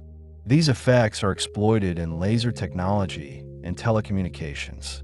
Optical fibers transmit light over long distances with minimal loss, revolutionizing communications. A fiber is a thin strand of glass or plastic with a core surrounded by cladding of lower refractive index. Light entering the core reflects off the boundary due to total internal reflection, bouncing along the fiber even as it bends. Modern fibers can carry multiple wavelengths simultaneously, each modulated to carry separate data streams, enabling vast amounts of information to travel at the speed of light through hair-thin strands. The speed of light in a medium is slower than in vacuum, and the ratio is the medium's refractive index. In glass, light travels about 2/3 as fast as in vacuum. In water, it's slightly faster than in glass. This slowing is due to the interaction of light with the electrons in the material's atoms, which absorb and re-emit photons, introducing a delay. Interestingly, in certain specially prepared media, light can be slowed to a crawl, even brought to a complete stop by manipulating quantum states. Such slow light has potential applications in quantum computing and information storage. The invisible forces continue their quiet work around you, even now as you rest. Every breath you take, every thought that drifts through your mind, every sensation of warmth or coolness against your skin involves electromagnetic interactions at scales so small they vanish from ordinary awareness. And yet they are there, constant and reliable, forming the foundation of everything you experience. Consider the air itself, the substance you breathe without thinking. It feels like nothing, like empty space with perhaps a hint of pressure. But air is a collection of molecules, mostly nitrogen and oxygen, each one held together by electromagnetic forces between electrons and nuclei. These molecules move rapidly, colliding with each other millions of times each second, bouncing and tumbling in patterns that seem chaotic but follow precise statistical rules. The pressure you feel against your skin is the cumulative effect of countless molecular impacts, each one a tiny electromagnetic interaction. The air supports you, surrounds you, and enables your existence through forces you cannot see. When you breathe in, oxygen molecules enter your lungs and eventually reach tiny air sacs called alveoli. There, they encounter red blood cells, and something remarkable happens through invisible forces. Oxygen molecules bind to hemoglobin proteins inside these cells, not through mechanical hooks or physical clasps, but through electromagnetic attraction between atoms. The iron atom at the center of each hemoglobin molecule creates an electromagnetic environment that attracts oxygen under certain conditions. When the blood reaches tissues that need oxygen, the electromagnetic environment changes slightly, and the oxygen releases. This entire process, the foundation of your ability to live and think and rest, operates through invisible electromagnetic forces responding to subtle changes in their surroundings. The hemoglobin molecule itself is a marvel of electromagnetic architecture. It contains thousands of atoms arranged in a precise three-dimensional structure, held in place by electromagnetic forces of varying strengths. Some bonds are strong and stable, forming the backbone of the protein. Others are weaker, allowing parts of the molecule to flex and change shape in response to oxygen binding. The molecule functions as a tiny machine, but it has no gears or levers, only electromagnetic forces calibrated to respond to chemical signals. Evolution has shaped these forces over millions of years, fine-tuning the electromagnetic landscape within the protein until it performs its function with extraordinary efficiency. Beyond the hemoglobin, every protein in your body is an electromagnetic structure. The DNA in your cells, the enzymes that facilitate chemical reactions, the structural proteins that give your tissues strength, all are held together and shaped by electromagnetic forces. The famous double helix of DNA maintains its spiral form through hydrogen bonds between base pairs, electromagnetic attractions that are individually weak but collectively strong enough to preserve genetic information. When a cell needs to read a gene, enzymes use electromagnetic forces to temporarily separate the two strands, copy the information, and then allow them to rejoin. The entire process of life, from the replication of genetic material to the synthesis of proteins to the generation of energy, is choreographed by invisible electromagnetic forces. The energy that powers your cells comes from a process that also relies on these forces. Inside structures called mitochondria, electrons are passed along a chain of protein complexes embedded in a membrane. As electrons move from one complex to the next, their electromagnetic interactions release energy that pumps protons across the membrane, creating an electromagnetic gradient. This gradient, a difference in electrical charge and chemical concentration across a thin barrier, represents stored energy. When protons flow back across the membrane through a molecular machine called ADP synthase, the electromagnetic force of their movement drives the synthesis of ADP, the molecule that powers most cellular processes. Your body generates and uses ADP constantly, in quantities that would seem impossible if you tried to imagine the scale. A resting human produces roughly their own body weight in ADP each day, all through the orchestrated movement of charged particles driven by electromagnetic forces. The ADP molecule itself stores energy in its chemical bonds, which are electromagnetic in nature. When a cell needs energy, it breaks one of the bonds in ADP. releasing the electromagnetic potential energy stored there. This energy might power a muscle contraction, drive a chemical reaction, or fuel the transport of molecules across a cell membrane. The remarkable fact is that all the energy you use, whether to move, think, maintain your body temperature, or simply exist, ultimately comes from electromagnetic forces rearranging themselves at molecular scales. The food you eat provides atoms and molecules that your body can rearrange, releasing electromagnetic potential energy in controlled ways. Even your thoughts, the quiet stream of awareness that continues as you listen to these words, arise from electromagnetic forces. Neurons communicate through electrical signals called action potentials, which are waves of electromagnetic change that travel along nerve cell membranes. When a neuron receives sufficient stimulation, channels in its membrane open, allowing sodium ions to rush in. These ions carry positive electrical charge, and their movement changes the electromagnetic state of the membrane. This change triggers adjacent channels to open, creating a wave of electrical activity that propagates along the neuron. The speed varies depending on the neuron type, but it can reach over 100 meters per second in some nerves, all through the coordinated opening and closing of ion channels responding to electromagnetic forces. When the electrical signal reaches the end of a neuron, it triggers the release of neurotransmitter molecules into the tiny gap between neurons, called a synapse. These molecules drift across the gap, a distance of only about 20 to 40 nanometers, and bind to receptors on the next neuron. The binding is electromagnetic, a recognition between molecular shapes held together by complementary electromagnetic forces. When enough neurotransmitter molecules bind, they trigger electrical changes in the receiving neuron, potentially generating a new action potential that continues the signal. Your every thought, memory, sensation, and intention emerges from patterns of electromagnetic activity flowing through networks of neurons, invisible forces creating the subjective experience of consciousness. The brain contains roughly 86 billion neurons, each one connected to thousands of others through synapses.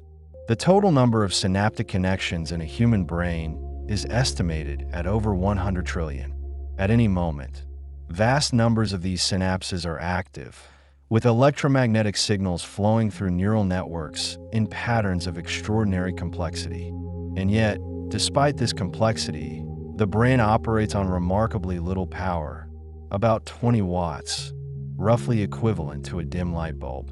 The efficiency arises because individual electromagnetic events at synapses and along membranes are tiny, involving the movement of small numbers of ions and molecules.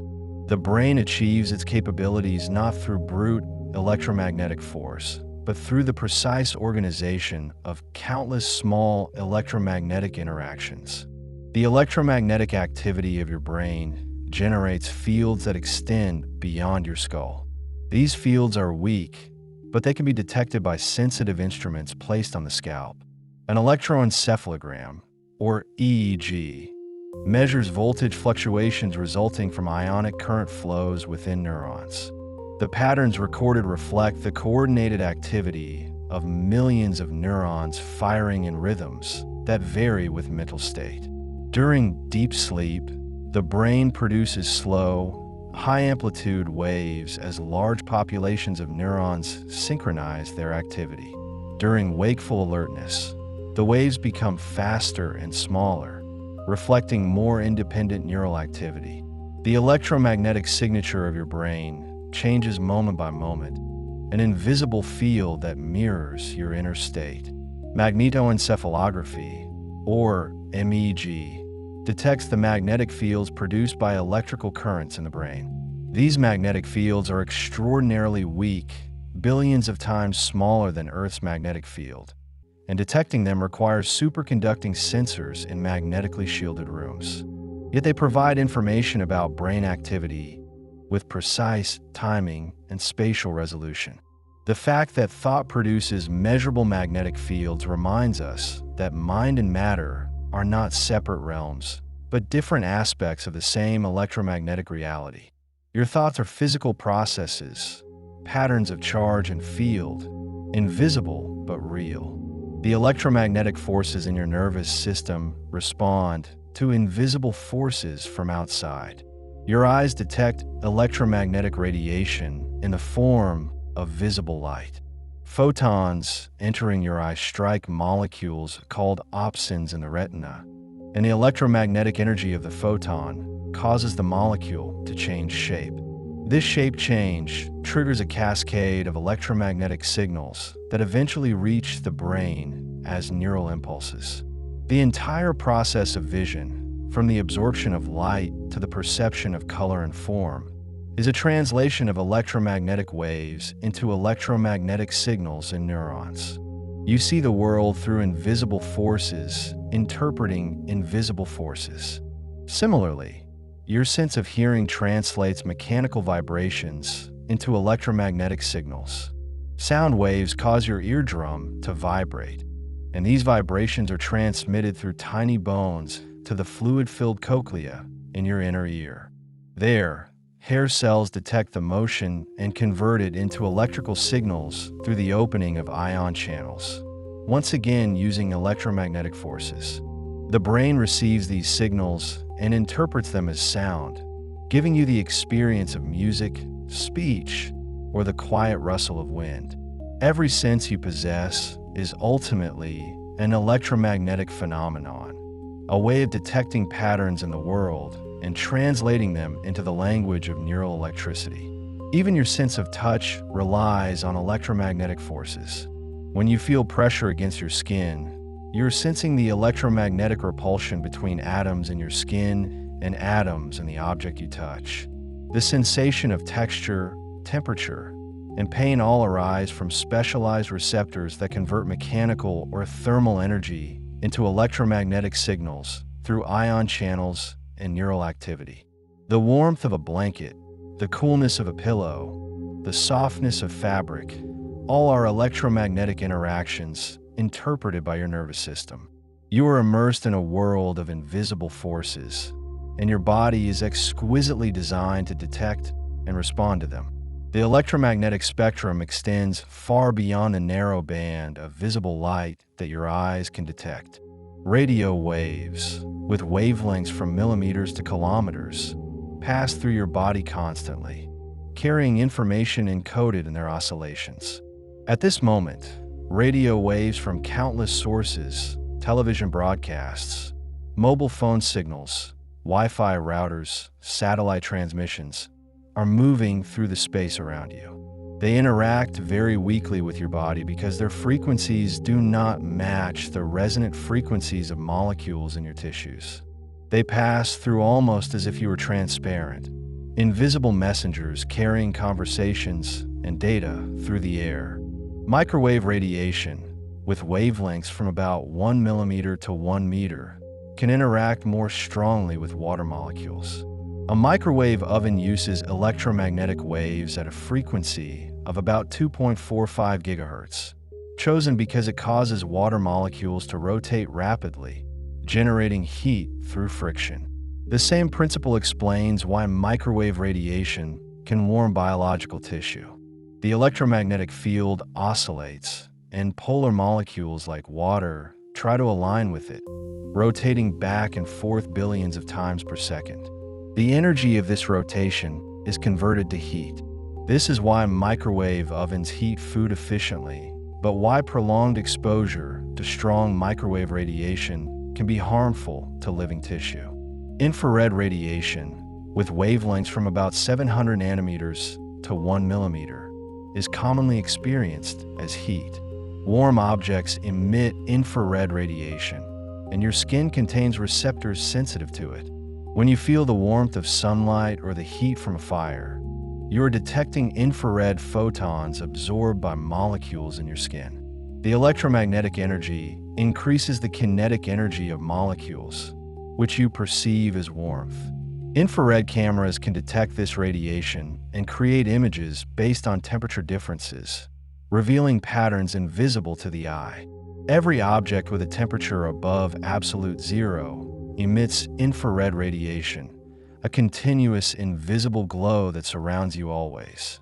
Visible light, the narrow band of electromagnetic radiation your eyes can detect, spans wavelengths from about 380 to 700 nanometers. Within this range, different wavelengths are perceived as different colors. Red light has the longest wavelength, around 700 nanometers, while violet has the shortest, around 380 nanometers. The colors you see are not properties of objects themselves, but the result of how objects absorb and reflect different wavelengths of light. A red apple absorbs most wavelengths and reflects red, which your eyes detect. The subjective experience of color arises from electromagnetic waves interacting with molecules in your retina and the subsequent neural processing in your brain. Beyond violet lies ultraviolet radiation, with wavelengths from about 10 to 380 nanometers. Ultraviolet light carries more energy per photon than visible light, enough to cause chemical reactions in molecules. This is why ultraviolet radiation from the sun can damage DNA, leading to mutations and skin cancer. It is also why sunscreen is important. It contains molecules that absorb ultraviolet photons, preventing them from reaching deeper layers of skin. Some animals, including bees and certain birds, can see ultraviolet light, perceiving patterns on flowers and plumage that are invisible to humans. The electromagnetic spectrum contains information we cannot directly access, but other organisms can. X-rays, with wavelengths from about 0.01 to 10 nanometers, carry enough energy to ionize atoms, knocking electrons free from their orbits. This makes them useful for medical imaging, but also potentially harmful. When X-rays pass through your body, they are absorbed more by dense tissues like bone than by soft tissues, creating a shadow image on a detector. The electromagnetic radiation penetrates your body, interacting with atoms along the way, and the pattern of absorption reveals internal structures. X-ray imaging is a way of seeing through matter using invisible forces, a technology that has transformed medicine by making the interior of the body visible without surgery.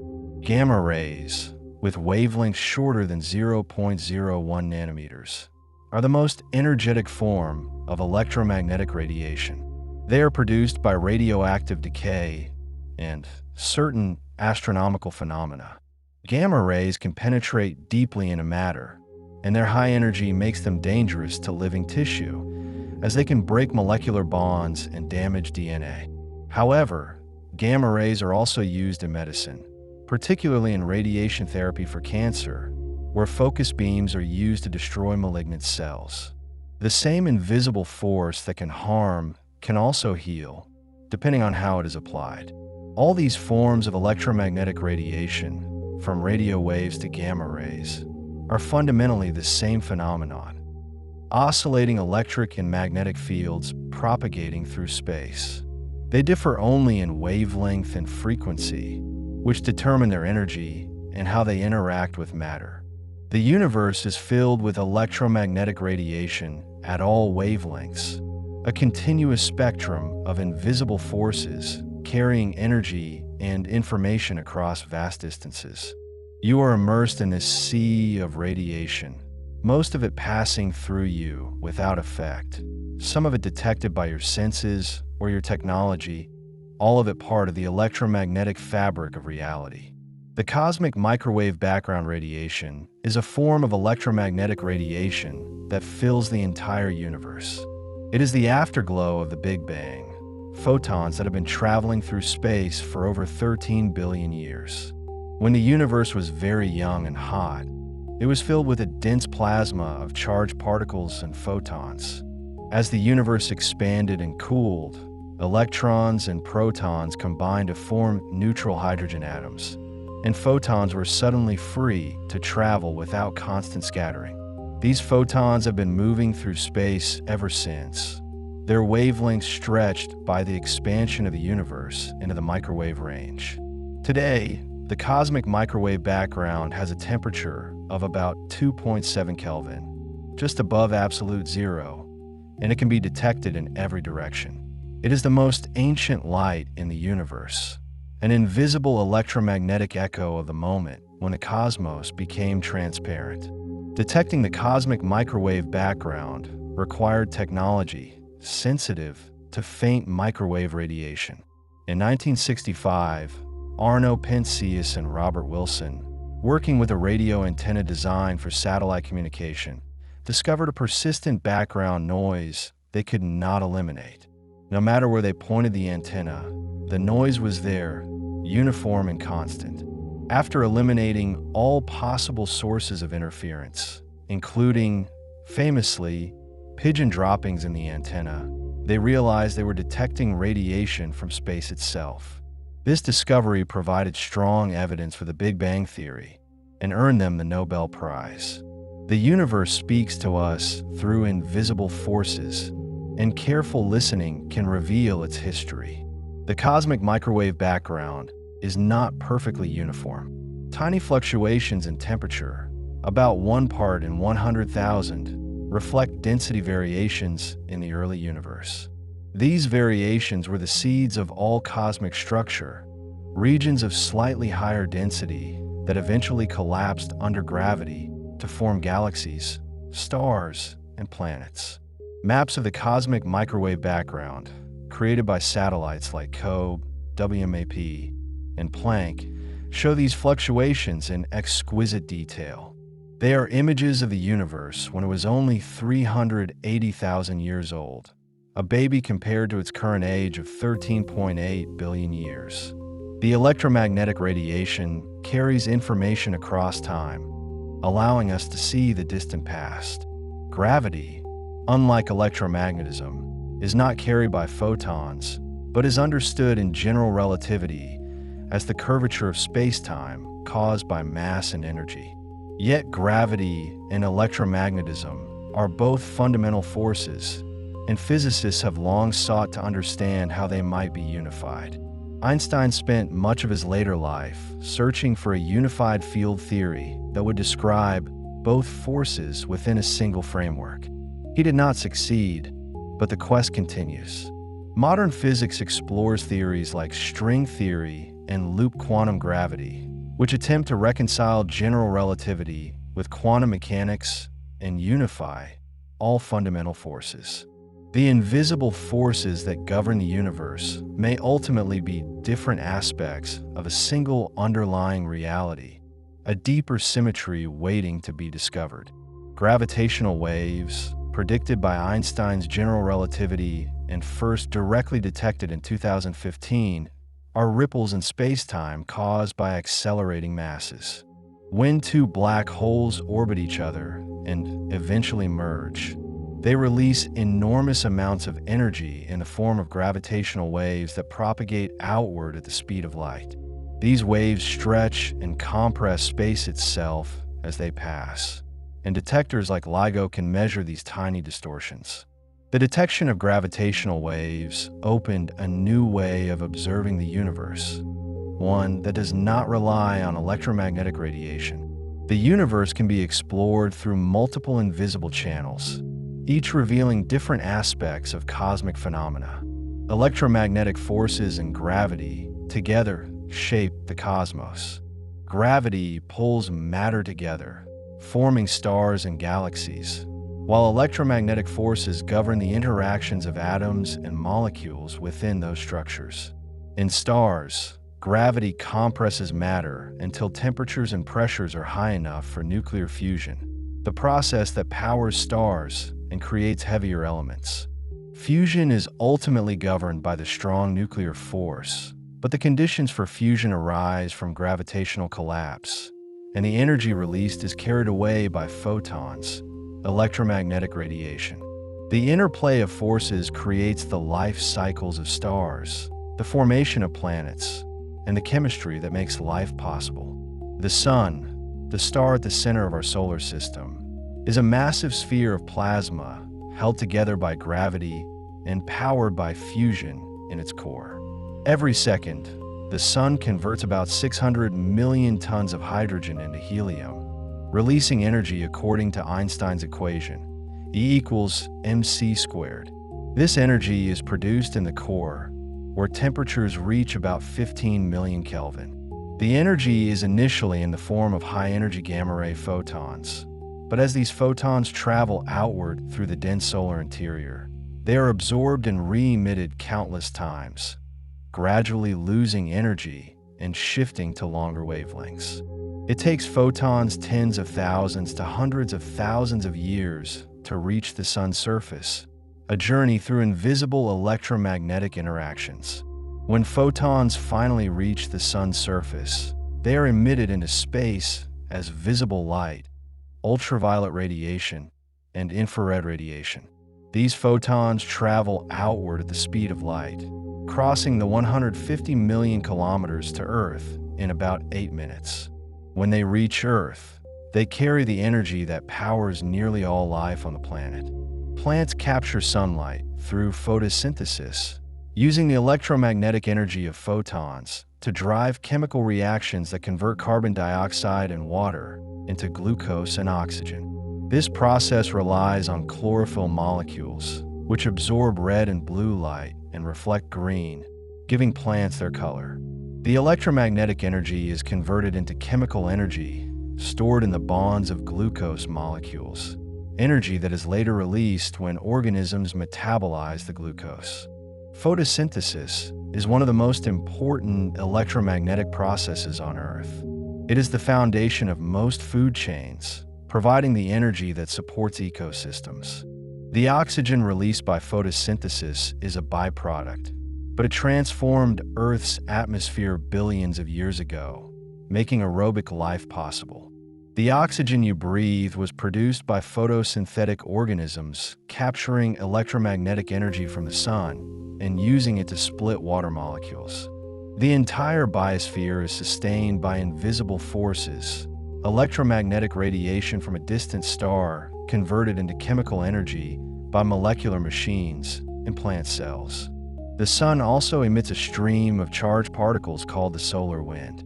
These particles, mostly electrons and protons, flow outward from the sun's corona at speeds of several hundred kilometers per second.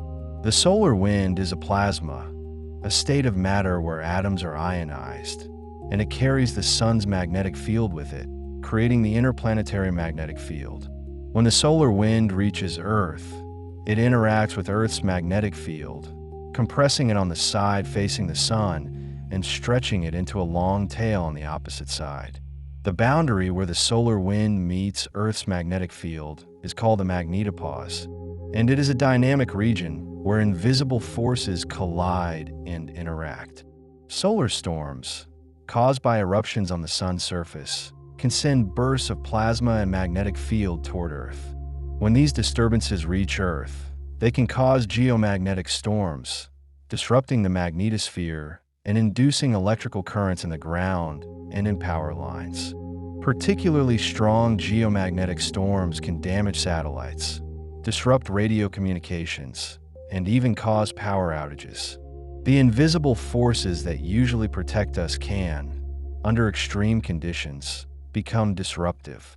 Monitoring space weather, the conditions in the solar wind and magnetosphere, has become important for protecting technology and infrastructure.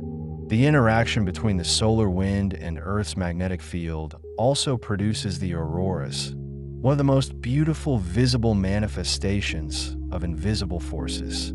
Charged particles from the solar wind are guided by Earth's magnetic field toward the polar regions, where they collide with atoms and molecules in the upper atmosphere.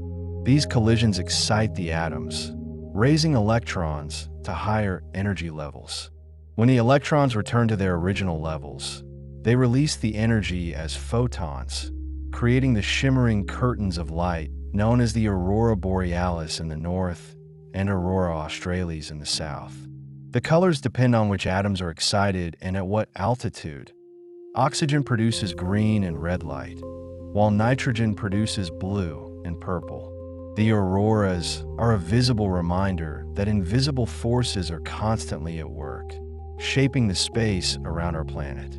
Earth's magnetic field extends far into space, forming a protective bubble called the magnetosphere. This field deflects most of the solar wind and cosmic rays, high-energy particles from beyond the solar system. Without the magnetosphere, Earth's atmosphere would be gradually stripped away by the solar wind, as happened on Mars, which has a much weaker magnetic field.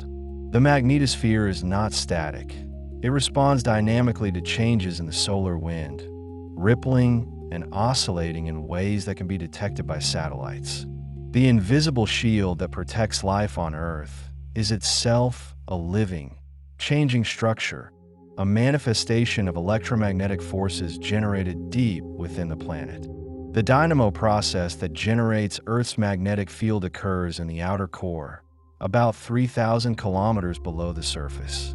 The outer core is liquid iron and nickel, and convection currents within this layer, driven by heat from the inner core, create flows of electrically conducting fluid.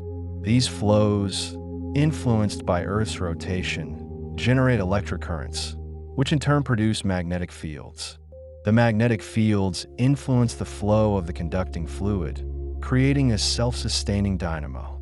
The process is complex and not fully understood, but computer simulations can reproduce many features of Earth's magnetic field, including its reversals.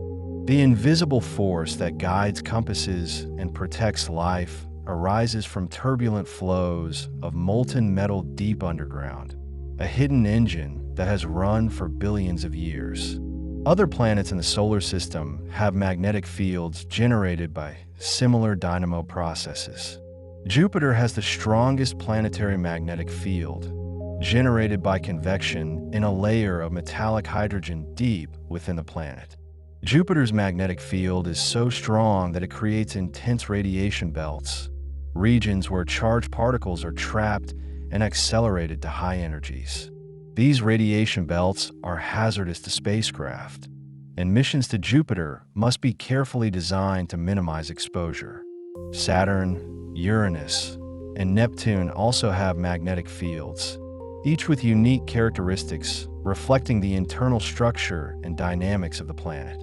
The invisible forces that govern planetary interiors reveal themselves through the magnetic fields they generate. Some celestial objects have magnetic fields far stronger than planets. Neutron stars, the collapsed cores of massive stars after supernova explosions, have magnetic fields trillions of times stronger than Earth's. A subclass of neutron stars, called magnetars, have fields even stronger, up to 1,000 times more intense. The magnetic field of a magnetar is so strong that it distorts the shape of atoms, making chemistry, as we know it, impossible near the surface. Magnetars occasionally release bursts of X-rays and gamma rays, powered by the decay and reconfiguration of their magnetic fields. These events, though brief, release more energy than the sun emits in thousands of years. The invisible forces in the universe reach extremes far beyond everyday experience, shaping matter in ways that seem almost unimaginable. Black holes, regions of space-time where gravity is so strong that not even light can escape, also have associated magnetic fields. Although black holes themselves do not have magnetic fields in the traditional sense, the plasma swirling around them in accretion disks does. These magnetic fields can channel matter and energy into powerful jets that shoot out from the poles of the black hole at nearly the speed of light. These jets can extend for millions of light years, visible as bright sources of radio waves and other electromagnetic radiation. The interplay of gravity, electromagnetic forces, and plasma dynamics near black holes creates some of the most energetic phenomena in the universe. Invisible forces, even in the most extreme environments, follow the same fundamental laws. Electromagnetic forces also play a role in the formation of planets. In the early solar system, dust grains in the protoplanetary disk collided and stuck together through electromagnetic forces between atoms on their surfaces. Over time, these grains grew into pebbles, boulders, and eventually planetesimals, objects large enough that their gravity could attract more material. The process of planet formation is a story of invisible forces acting over millions of years, gradually assembling the worlds we see today. The electromagnetic interactions between dust grains were the first step in building Earth, the ground beneath you, and everything on it. Meteorites, fragments of asteroids that fall to Earth, preserve a record of the early solar system.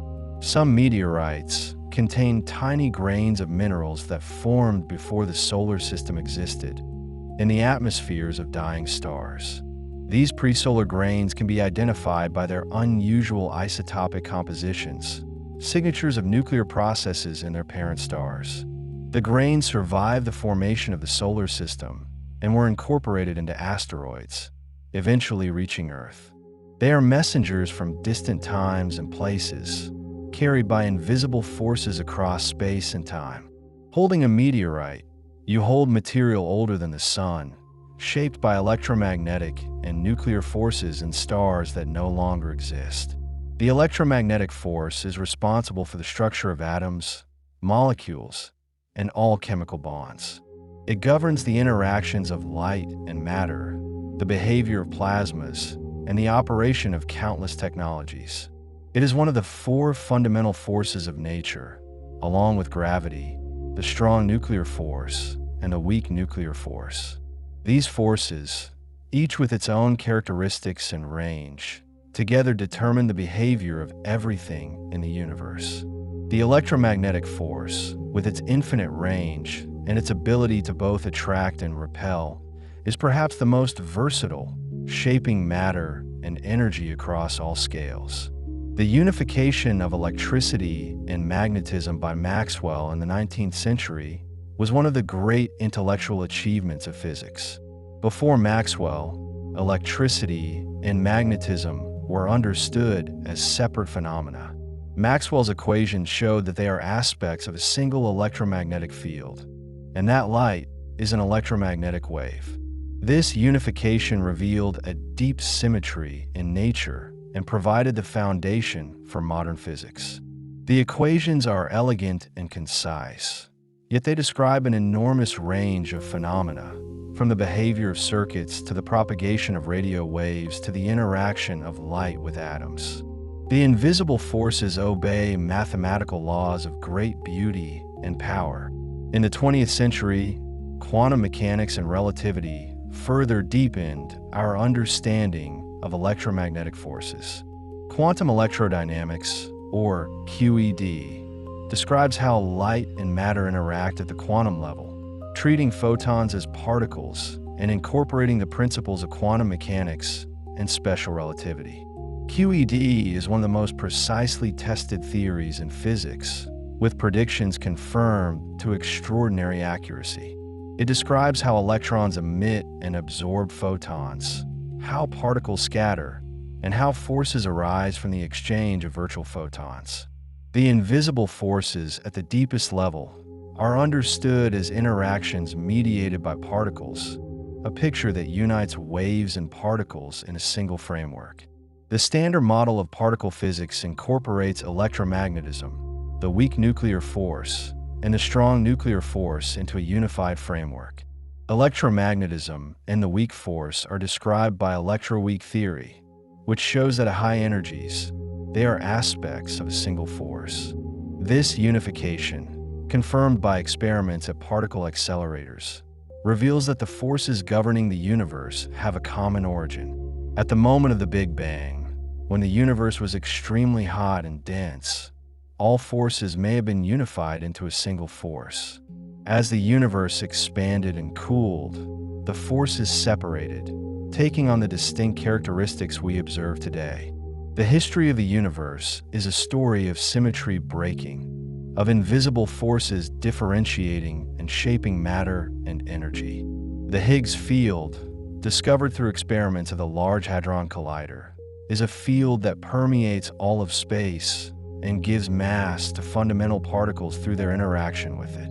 The Higgs mechanism explains why some particles, like electrons and quarks, have mass, while others, like photons, do not. The Higgs boson, the particle associated with the Higgs field, was detected in 2012, confirming a prediction made decades earlier. The discovery was a triumph of theoretical physics and experimental ingenuity, revealing another layer of the invisible structure underlying reality. The forces and fields that govern the universe are more intricate and interconnected than they first appear. Dark matter, a form of matter that does not emit or absorb electromagnetic radiation, makes up about 85% of the matter in the universe. It cannot be seen directly, but its presence is inferred from its gravitational effects on visible matter, such as the rotation of galaxies and the bending of light by gravitational lensing. Dark matter does not interact with electromagnetic forces, which is why it is invisible, but it does interact through gravity and possibly through other forces not yet understood.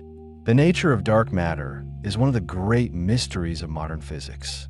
The universe contains vast amounts of matter that remains hidden, detectable only through invisible gravitational forces.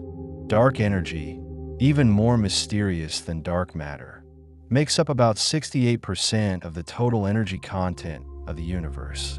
It is thought to be responsible for the accelerated expansion of the universe, a discovery made in the late 1990s through observations of distant supernovae. Dark energy does not clump like matter. Instead, it appears to be uniformly distributed throughout space, exerting a kind of negative pressure that drives the expansion. The nature of dark energy is unknown, and understanding it is one of the major challenges facing cosmology. The universe is dominated by invisible components, forces and energies that shape its evolution but remain largely mysterious. The observable universe, the region of space from which light has had time to reach us since the Big Bang, is about 93 billion light-years in diameter. This vast expanse contains hundreds of billions of galaxies, each with hundreds of billions of stars, and an even larger number of planets. The universe is filled with electromagnetic radiation at all wavelengths, gravitational fields, and possibly other fields and forces not yet discovered.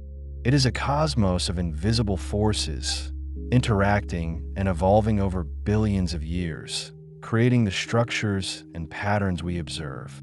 And yet, for all its vastness and complexity, the universe operates according to laws that can be understood, at least in part, through careful observation and thought. The speed of light, about 299,792 kilometers per second, is not just the speed of electromagnetic radiation, but a fundamental constant of nature. It is the maximum speed at which information and causal influences can travel. Special relativity, Einstein's theory of space and time, is built on the constancy of the speed of light and shows that space and time are not absolute but relative, depending on the motion of the observer. Time slows down for objects moving at high speeds, and lengths contract in the direction of motion. These effects, though imperceptible at everyday speeds, become significant as one approaches the speed of light. The invisible forces of electromagnetism are intimately connected to the structure of space-time itself. Light takes time to travel, which means that when you look at distant objects, you see them as they were in the past. The sun, as mentioned, is seen as it was 8 minutes ago. The nearest star beyond the sun, Proxima Centauri, is about 4.2 light-years away, so you see it as it was 4.2 years ago. Distant galaxies are seen as they were millions or billions of years ago. The universe is not only vast in space, but also in time, and looking outward is looking backward. The electromagnetic radiation that reaches your eyes is a messenger from the past, carrying information across the void. The invisible forces allow us to see history, to observe the universe not as it is now, but as it was. Telescopes extend our vision far beyond the capabilities of the eye, collecting electromagnetic radiation across the spectrum. Optical telescopes gather visible light, revealing details of planets, stars, and galaxies. Radio telescopes detect radio waves, allowing astronomers to study phenomena invisible to optical telescopes, such as the emissions from pulsars and the structure of interstellar gas. Infrared telescopes see through dust clouds, revealing star-forming regions and the heat of distant objects. X-ray and gamma-ray telescopes observe the most energetic processes in the universe, such as black hole accretion and supernova remnants. Each part of the electromagnetic spectrum provides a different view, and together they create a comprehensive picture of the cosmos. The James Webb Space Telescope, launched in 2021, observes primarily in the infrared, allowing it to see some of the earliest galaxies formed after the Big Bang.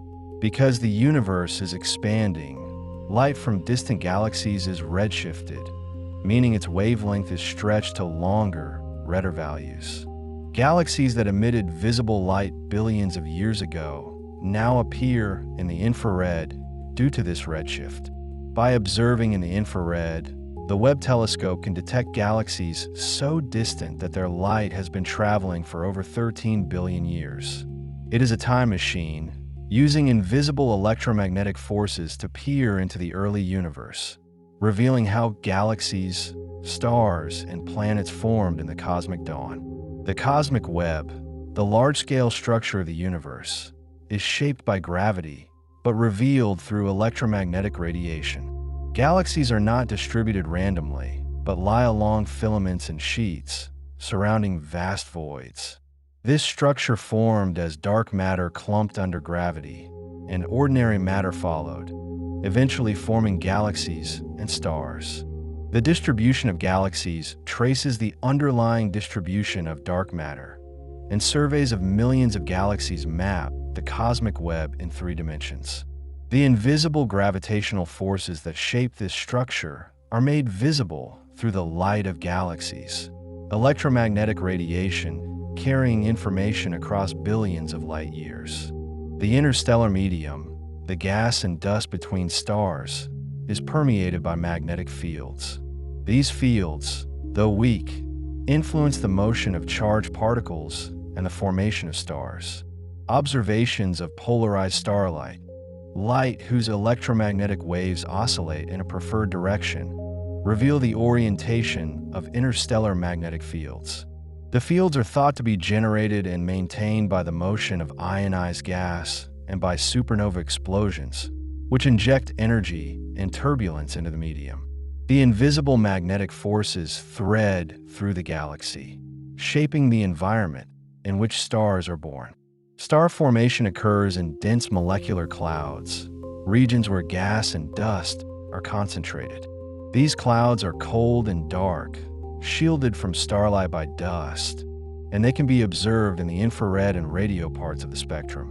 Within the clouds, gravity causes regions to collapse, and as they do, they heat up and eventually ignite nuclear fusion, becoming stars.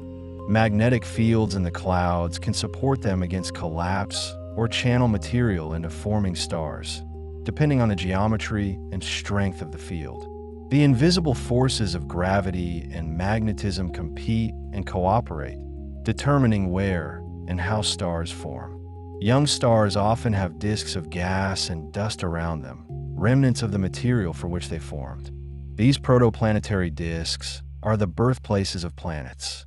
Magnetic fields in the disks can transport angular momentum, allowing material to spiral inward onto the star.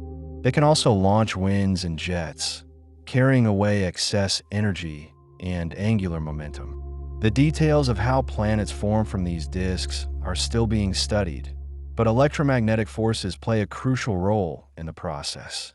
The invisible forces shape not only stars, but also the planetary systems that surround them. Exoplanets, planets orbiting stars beyond the Sun, have been discovered in great numbers over the past few decades. Thousands are now known, with a wide variety of sizes, compositions, and orbits. Some orbit close to their stars, heated to extreme temperatures. Others orbit in the habitable zone, where conditions might allow liquid water and possibly life. Detecting exoplanets is challenging because they are faint and close to their bright stars, But methods such as the transit method, which detects the slight dimming of a star as a planet passes in front, and the radial velocity method, which detects the wobble of a star caused by an orbiting planet, have been successful. These methods rely on detecting tiny changes in electromagnetic radiation, invisible signals that reveal the presence of distant worlds. Some exoplanets have been directly imaged, a remarkable achievement given the difficulty. Direct imaging requires blocking the light of the star and detecting the faint reflected or emitted light of the planet. Advanced techniques, such as coronagraphs and adaptive optics, make this possible. The images show points of light, often in the infrared, representing worlds orbiting other stars. The electromagnetic radiation from these planets, though faint, carries information about their atmospheres, temperatures, and compositions. The invisible forces allow us to study worlds we will likely never visit, expanding our understanding of planetary diversity. The search for life beyond Earth focuses on detecting biosignatures, signs of biological activity, in the atmospheres of exoplanets. Certain combinations of gases, such as oxygen and methane together, might indicate the presence of life, as they are produced by biological processes on Earth and would not persist together in an atmosphere without continuous replenishment. Spectroscopy, the analysis of electromagnetic radiation to determine composition, is the key tool. When starlight passes through an exoplanet's atmosphere, atoms and molecules absorb specific wavelengths, leaving dark lines in the spectrum. By analyzing these lines, scientists can infer what gases are present. The invisible forces of electromagnetism, interacting with molecules light years away, might one day reveal that life exists elsewhere in the universe. The Drake equation, formulated by Frank Drake in 1961, is a framework for estimating the number of active, communicative extraterrestrial civilizations in the Milky Way galaxy. It multiplies factors such as the rate of star formation, the fraction of stars with planets, the number of habitable planets per star, and the fraction of those on which life and intelligence arise. The equation is more a tool for organizing our ignorance than a precise calculation, as many of the factors are poorly known. Yet it focuses attention on the question of whether we are alone, a question intimately connected to the invisible forces that govern chemistry, biology, and the evolution of planets and stars. Radio telescopes have been used to search for signals from extraterrestrial civilizations, a field known as SETI, the search for extraterrestrial intelligence. The idea is that an advanced civilization might broadcast radio signals, intentionally or unintentionally, that could be detected across interstellar distances. Radio waves travel at the speed of light and can penetrate interstellar gas and dust, making them a plausible medium for communication. So far, no confirmed signals have been detected, but the search continues. The invisible forces that carry our own radio and television broadcasts into space might also carry messages from distant civilizations waiting to be discovered. The Voyager spacecraft, launched in 1977, carried golden records containing sounds and images from Earth, intended as messages to any extraterrestrial intelligence that might encounter them. The spacecraft have now left the solar system and are traveling through interstellar space, carried by the momentum imparted by their launches and gravitational assists from planets. They will drift through the galaxy for billions of years, silent ambassadors from humanity. The golden records are a message in a bottle, cast into the cosmic ocean, relying on invisible forces to carry them across the vast distances between stars. The concept of the cosmic ocean, a metaphor for space filled with invisible forces and fields, captures something essential about the nature of the universe. Space is not empty, but filled with electromagnetic fields, gravitational fields, quantum fields, and possibly others not yet discovered. These fields interact with matter and with each other, creating the phenomena we observe. The universe is a dynamic, interconnected system, and the invisible forces are the threads that weave it together. Understanding these forces is understanding the fabric of reality itself. The invisible forces that surround you now, in this quiet moment, are the same forces that have shaped every moment in the history of the universe.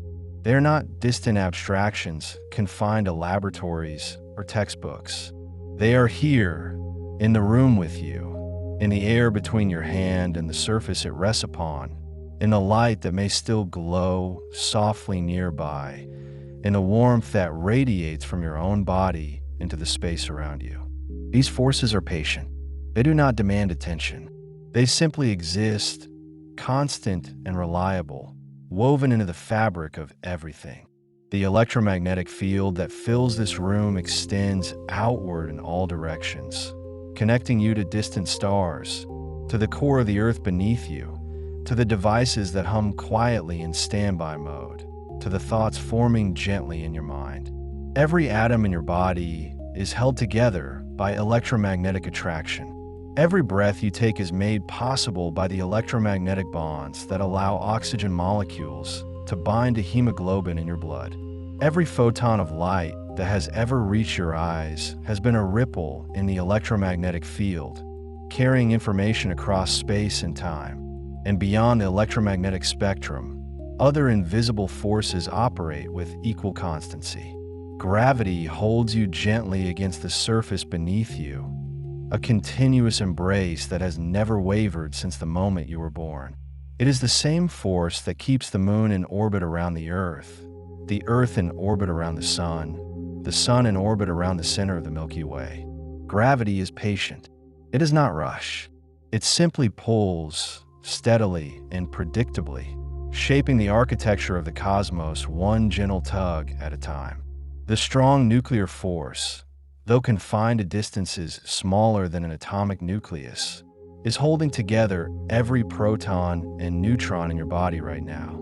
It is the most powerful force known to physics, yet operates silently, invisibly, at scales far too small for you to perceive. Without it, matter as you know it could not exist. Atoms would fly apart. The sun would cease to shine. The universe would be a cold, dark expanse of isolated particles drifting through emptiness. The weak nuclear force, responsible for certain types of radioactive decay, is also at work in this moment. It is the force that allows stars to fuse hydrogen into helium, releasing the energy that makes life on Earth possible. It is the force that shaped the elements in the early universe, determining which atoms would be abundant and which would be rare. It operates on timescales both infinitesimally short and incomprehensibly long, governing processes that unfold in fractions of a second and processes that take billions of years. These four fundamental forces, gravity, electromagnetism, the strong force, and the weak force, are all that is needed to explain the behavior of everything in the universe.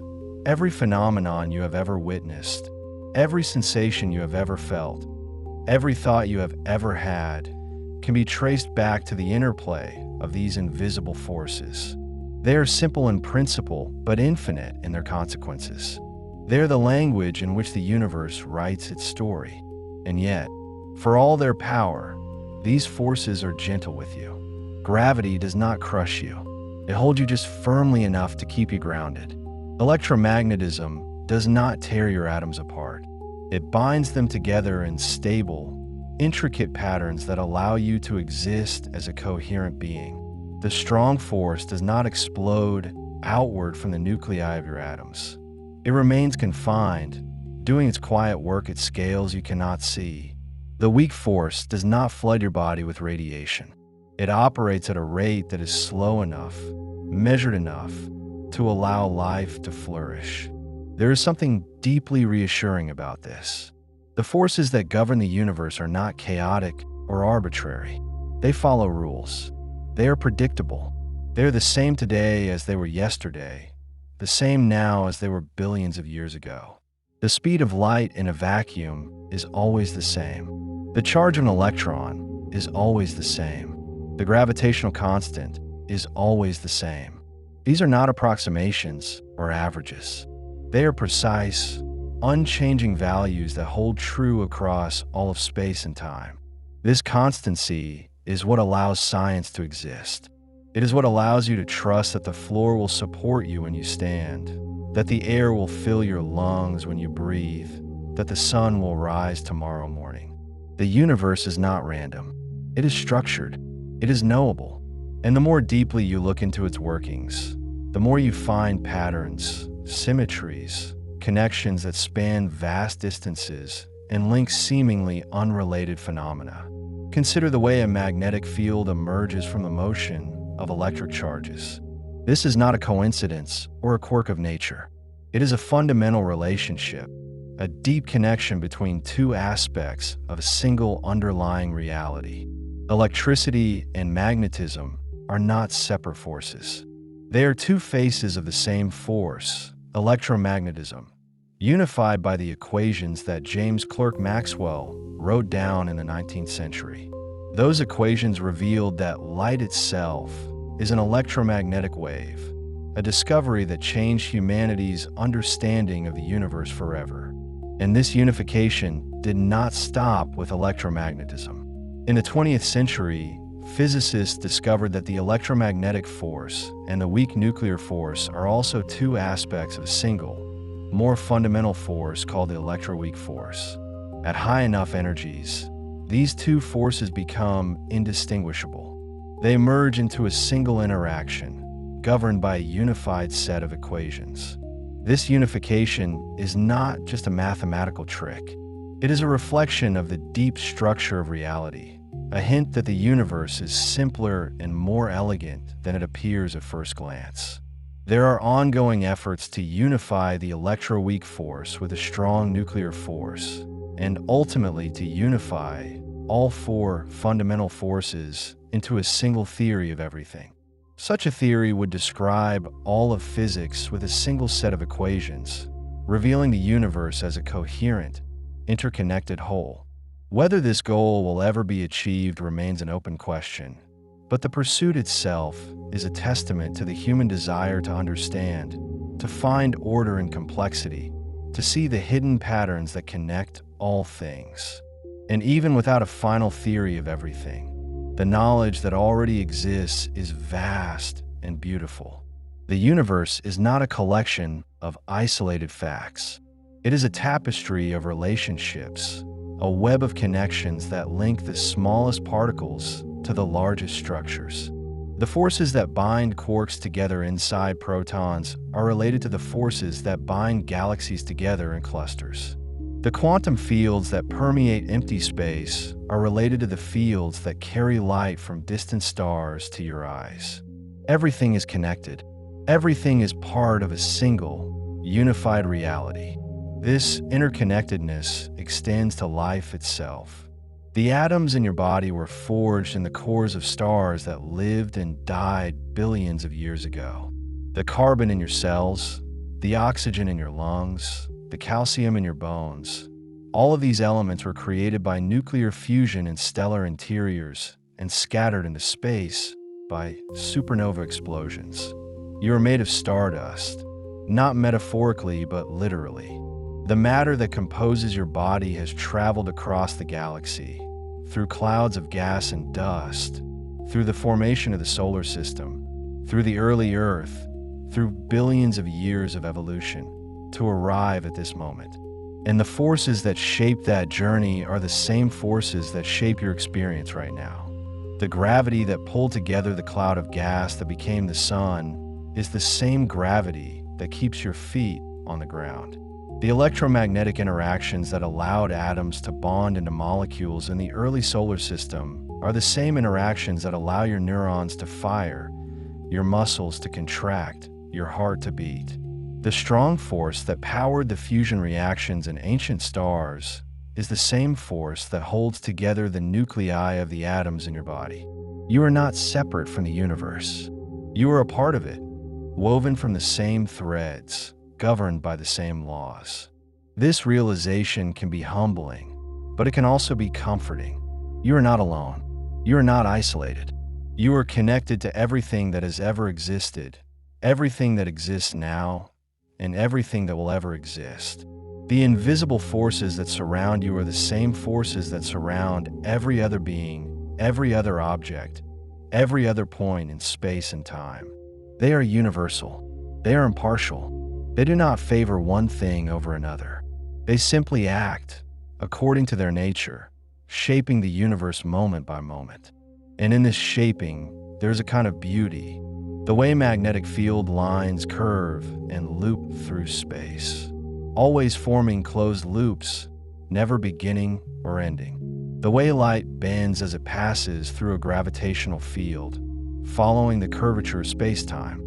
The way electrons arrange themselves in shells around an atomic nucleus, filling the lowest energy levels first, creating the periodic table of elements. These patterns are not imposed from outside. They emerge naturally from the properties of the forces themselves, from the mathematics that describes them, from the deep structure of reality. There's also beauty in the way these forces allow for complexity. The universe could have been much simpler. It could have been a uniform sea of particles, with no structure, no variation, no change. But instead, the forces allow particles to clump together, to form atoms, molecules, stars, planets, galaxies, life. They allow for diversity, for novelty, for the emergence of new patterns and structures. They allow for you, and they allow for the experience you're having right now, this quiet moment of rest and reflection. The electromagnetic signals traveling through your nervous system are allowing you to process these words, to form mental images, to connect ideas. The chemical bonds in your brain are storing memories, encoding information, creating the continuity of your conscious experience. The forces that govern the universe are also the forces that create your inner world, your thoughts, your feelings, your sense of self. This is not to say that consciousness is fully understood. It is not. The relationship between physical processes in the brain and subjective experience remains one of the deepest mysteries in science. But whatever consciousness is, it emerges from the interactions of matter and energy, from the invisible forces that govern those interactions. Your thoughts are not separate from the physical world. They are part of it, woven into the same fabric, subject to the same laws. And yet, there is something remarkable about the fact that the universe has given rise to beings capable of understanding it. The atoms in your brain, forged in stars, governed by invisible forces, have arranged themselves in such a way that they can contemplate their own origins. They can ask questions about the nature of reality. They can discover the laws that govern their own behavior. This is a kind of cosmic self-awareness, the universe becoming conscious of itself through the medium of living beings. It is a process that has taken billions of years. The first stars formed a few 100 million years after the Big Bang, fusing hydrogen into helium and releasing energy into the void. Over time, these stars produced heavier elements, carbon, oxygen, nitrogen, iron, and scattered them into space when they died. New generations of stars formed from this enriched material, and around some of these stars, planets coalesced. On at least one of those planets, conditions were right for life to emerge. Life began as simple, single-celled organisms, but over billions of years, it evolved into an astonishing diversity of forms. And at some point in this process, nervous systems emerged, allowing organisms to sense their environment, to respond to stimuli, to learn and adapt. These nervous systems became more complex over time, eventually giving rise to brains capable of abstract thought, language, culture, and science. And now, here you are, a product of that long evolutionary journey, lying quietly in the dark, learning about the invisible forces that made it all possible. It is a moment of connection, a thread linking you to the entire history of the cosmos. The forces that shaped the early universe are the same forces that shaped you. The laws that govern distant galaxies are the same laws that govern your body. You're not an observer standing outside the universe, looking in. You are a part of the universe, looking at itself. This perspective can shift the way you see the world. The objects around you are not inert, lifeless things. They are dynamic, vibrating assemblies of atoms, held together by invisible forces, exchanging energy with their surroundings, participating in the great dance of matter and energy that fills the universe. The air you breathe is a swirling sea of molecules, colliding billions of times per second, transferring momentum and energy in a chaotic but predictable way. The light that reaches your eyes is a wave of oscillating electric and magnetic fields, carrying information encoded in its frequency and intensity. Even the empty space around you is not truly empty. It is filled with quantum fields, fluctuating at the smallest scales, giving rise to virtual particles that pop into existence and vanish in fractions of a second. These fluctuations are not just theoretical curiosities. They have measurable effects. They contribute to the energy of the vacuum. They influence the behavior of particles. They are part of the fabric of reality, as real as the solid objects you can touch. And this fabric is not static. It is dynamic, constantly changing, constantly evolving. Energy flows through it, transforming from one form to another, never created, never destroyed, simply moving and changing. Heat flows from warm objects to cool ones, spreading out, increasing entropy, moving the universe toward a state of maximum disorder. But along the way, this flow of energy allows for the temporary emergence of order, of structure, of complexity. It allows for stars, planets, life, consciousness. This balance between order and disorder, between structure and chaos, is one of the defining features of the universe. The second law of thermodynamics tells us that entropy, the measure of disorder, always increases over time in a closed system.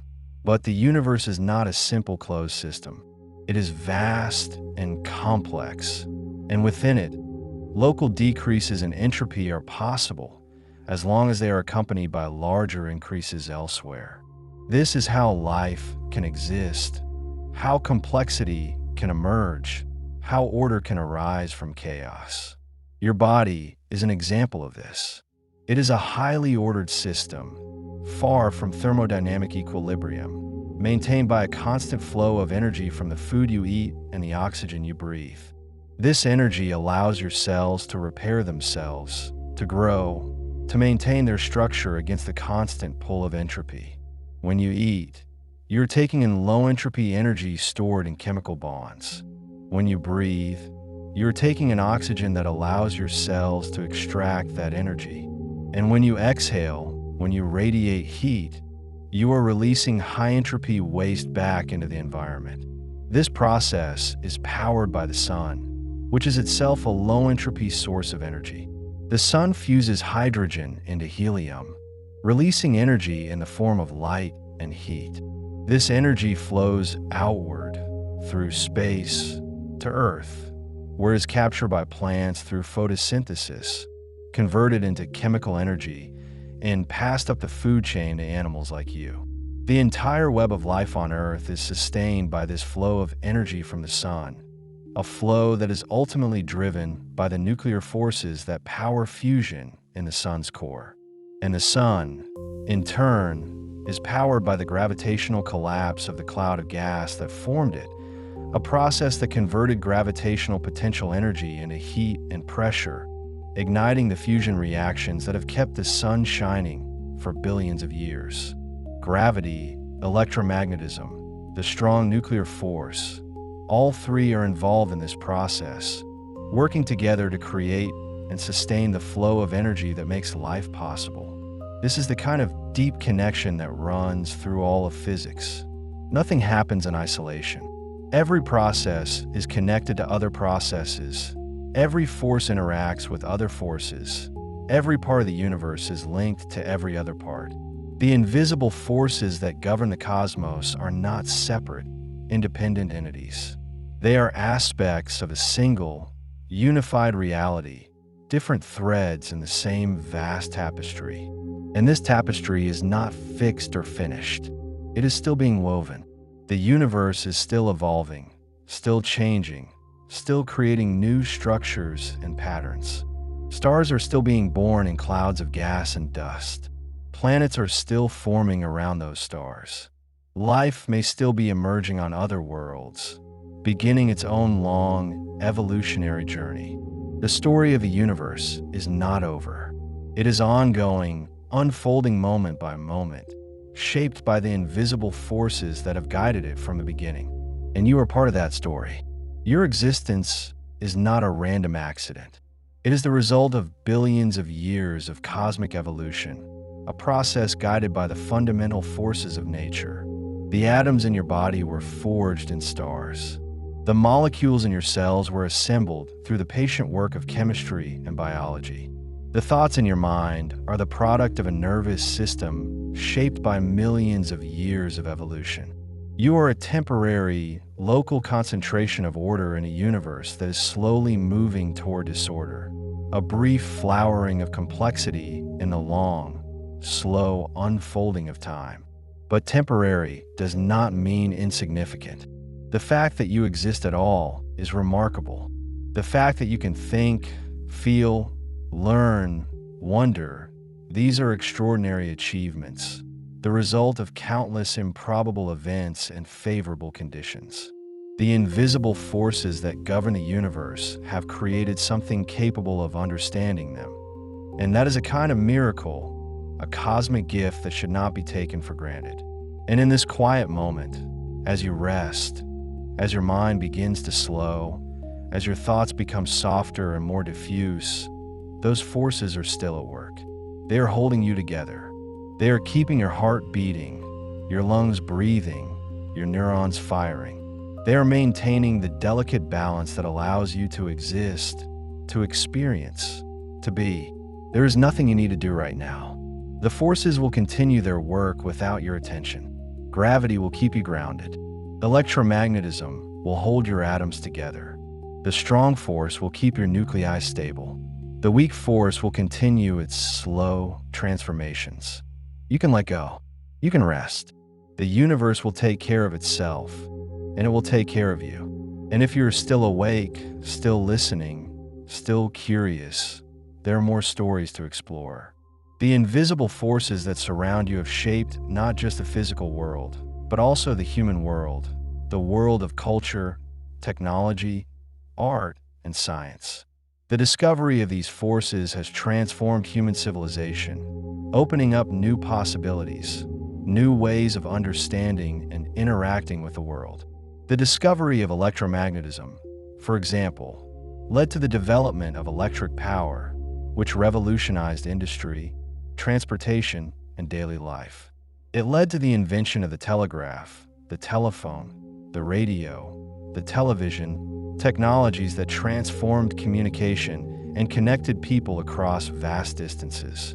It led to the development of computers, which have become the foundation of the modern information age. All of these technologies are applications of the invisible forces that Maxwell unified into a single theory in the 19th century.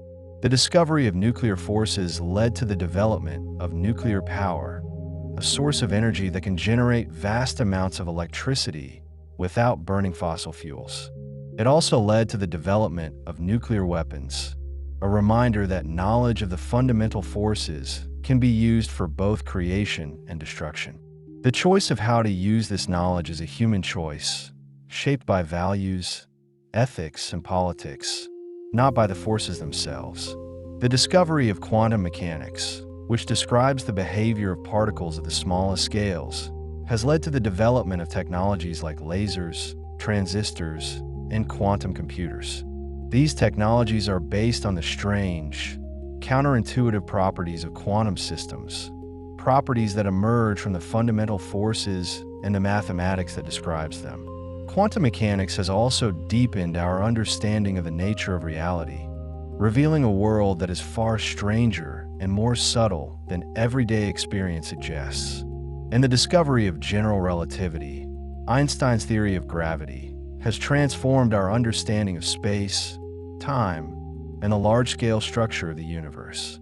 It has led to the prediction and discovery of black holes, neutron stars, gravitational waves, and the expanding universe.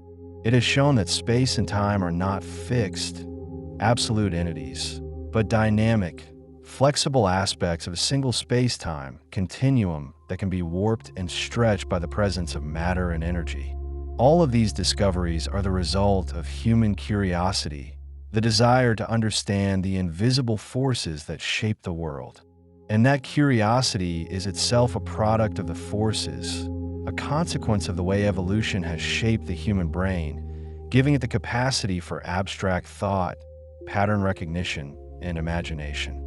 The forces that govern the universe have created beings capable of discovering those forces, and in doing so, they have given the universe a way to understand itself.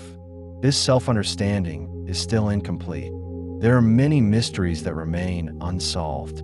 The nature of dark matter and dark energy, which together make up most of the universe, is still unknown. The relationship between quantum mechanics and general relativity, the two great theories of 20th century physics, is still not fully understood.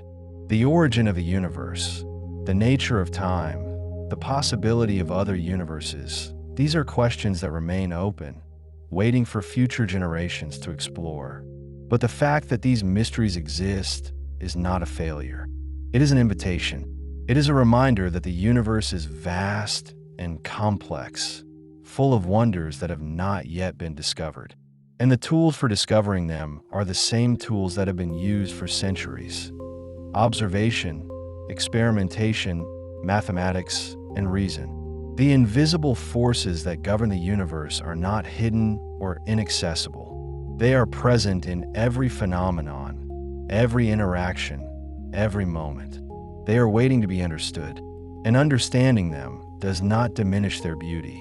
Knowing that a rainbow is caused by the refraction and reflection of light in water droplets does not make it less beautiful. Knowing that a sunset is caused by the scattering of short wavelength light by the atmosphere does not make it less moving. Knowing that the stars are distant suns, powered by nuclear fusion, does not make them less awe-inspiring. If anything, understanding deepens appreciation, revealing the intricate, elegant patterns that underlie the surface appearance of things. The invisible forces that surround you are not cold, abstract entities. They are the creative principles that have shaped the universe into the rich, diverse, beautiful place it is. They are the reason there is something rather than nothing, the reason there is complexity rather than simplicity, the reason there is life rather than sterile emptiness. They are the foundation of everything you know, everything you are, everything you will ever experience. And they are patient. They do not rush. They unfold according to their own timescales, which range from the infinitesimally brief to the incomprehensibly long. Some processes happen in fractions of a second. Others take billions of years. But all of them follow the same fundamental laws, the same invisible forces, the same deep structure of reality. This constancy, this reliability, is one of the most comforting aspects of the physical world. The universe is not arbitrary. It is not chaotic. It is governed by laws that are consistent, predictable, and knowable. And those laws are not imposed from outside. They are intrinsic to the nature of reality itself, woven into the fabric of space and time, present in every particle, every field, every interaction. You can rest in this knowledge. You can let it settle over you like a blanket, warm and reassuring. The forces that hold you together are the same forces that hold the stars together. The laws that govern your body are the same laws that govern the galaxies. You are not separate from the universe. You are a part of it, made of the same stuff, shaped by the same forces, participating in the same grand, ongoing process of cosmic evolution. And as you drift towards sleep, as your thoughts become softer and less distinct, as your breathing slows and deepens, the invisible forces continue their work. They do not need your attention. They do not require your effort. They simply are constant and reliable, shaping the world moment by moment, holding everything together, allowing the universe to exist and evolve and create. There is nothing you need to do. There is nothing you need to understand. You can simply rest, knowing that the forces are there, that they have always been there, that they will always be there. They are the foundation of everything, the silent, invisible scaffolding that supports the entire structure of reality. And if you find yourself awake again, if curiosity stirs once more, there are always more stories to explore, more wonders to discover, more invisible forces to understand. The universe is vast and generous, full of mysteries and beauty, and it invites you to explore it at your own pace, in your own time, with patience and curiosity and wonder. But for now, you can rest. The forces will continue their work. The universe will continue to unfold. And you, held gently by gravity, bound together by electromagnetism, sustained by the nuclear forces, can simply be a small but significant part of the great cosmic tapestry, a temporary flowering of complexity in the long, slow dance of matter and energy. The invisible forces are all around you, within you, supporting you. They are the reason you exist. They are the reason anything exists. And they are beautiful, elegant, profound, worthy of wonder and appreciation and gratitude. Rest now. The universe is taking care of you. The forces are holding you. And there is nothing you need to do but breathe and be, and let the quiet darkness carry you gently into sleep.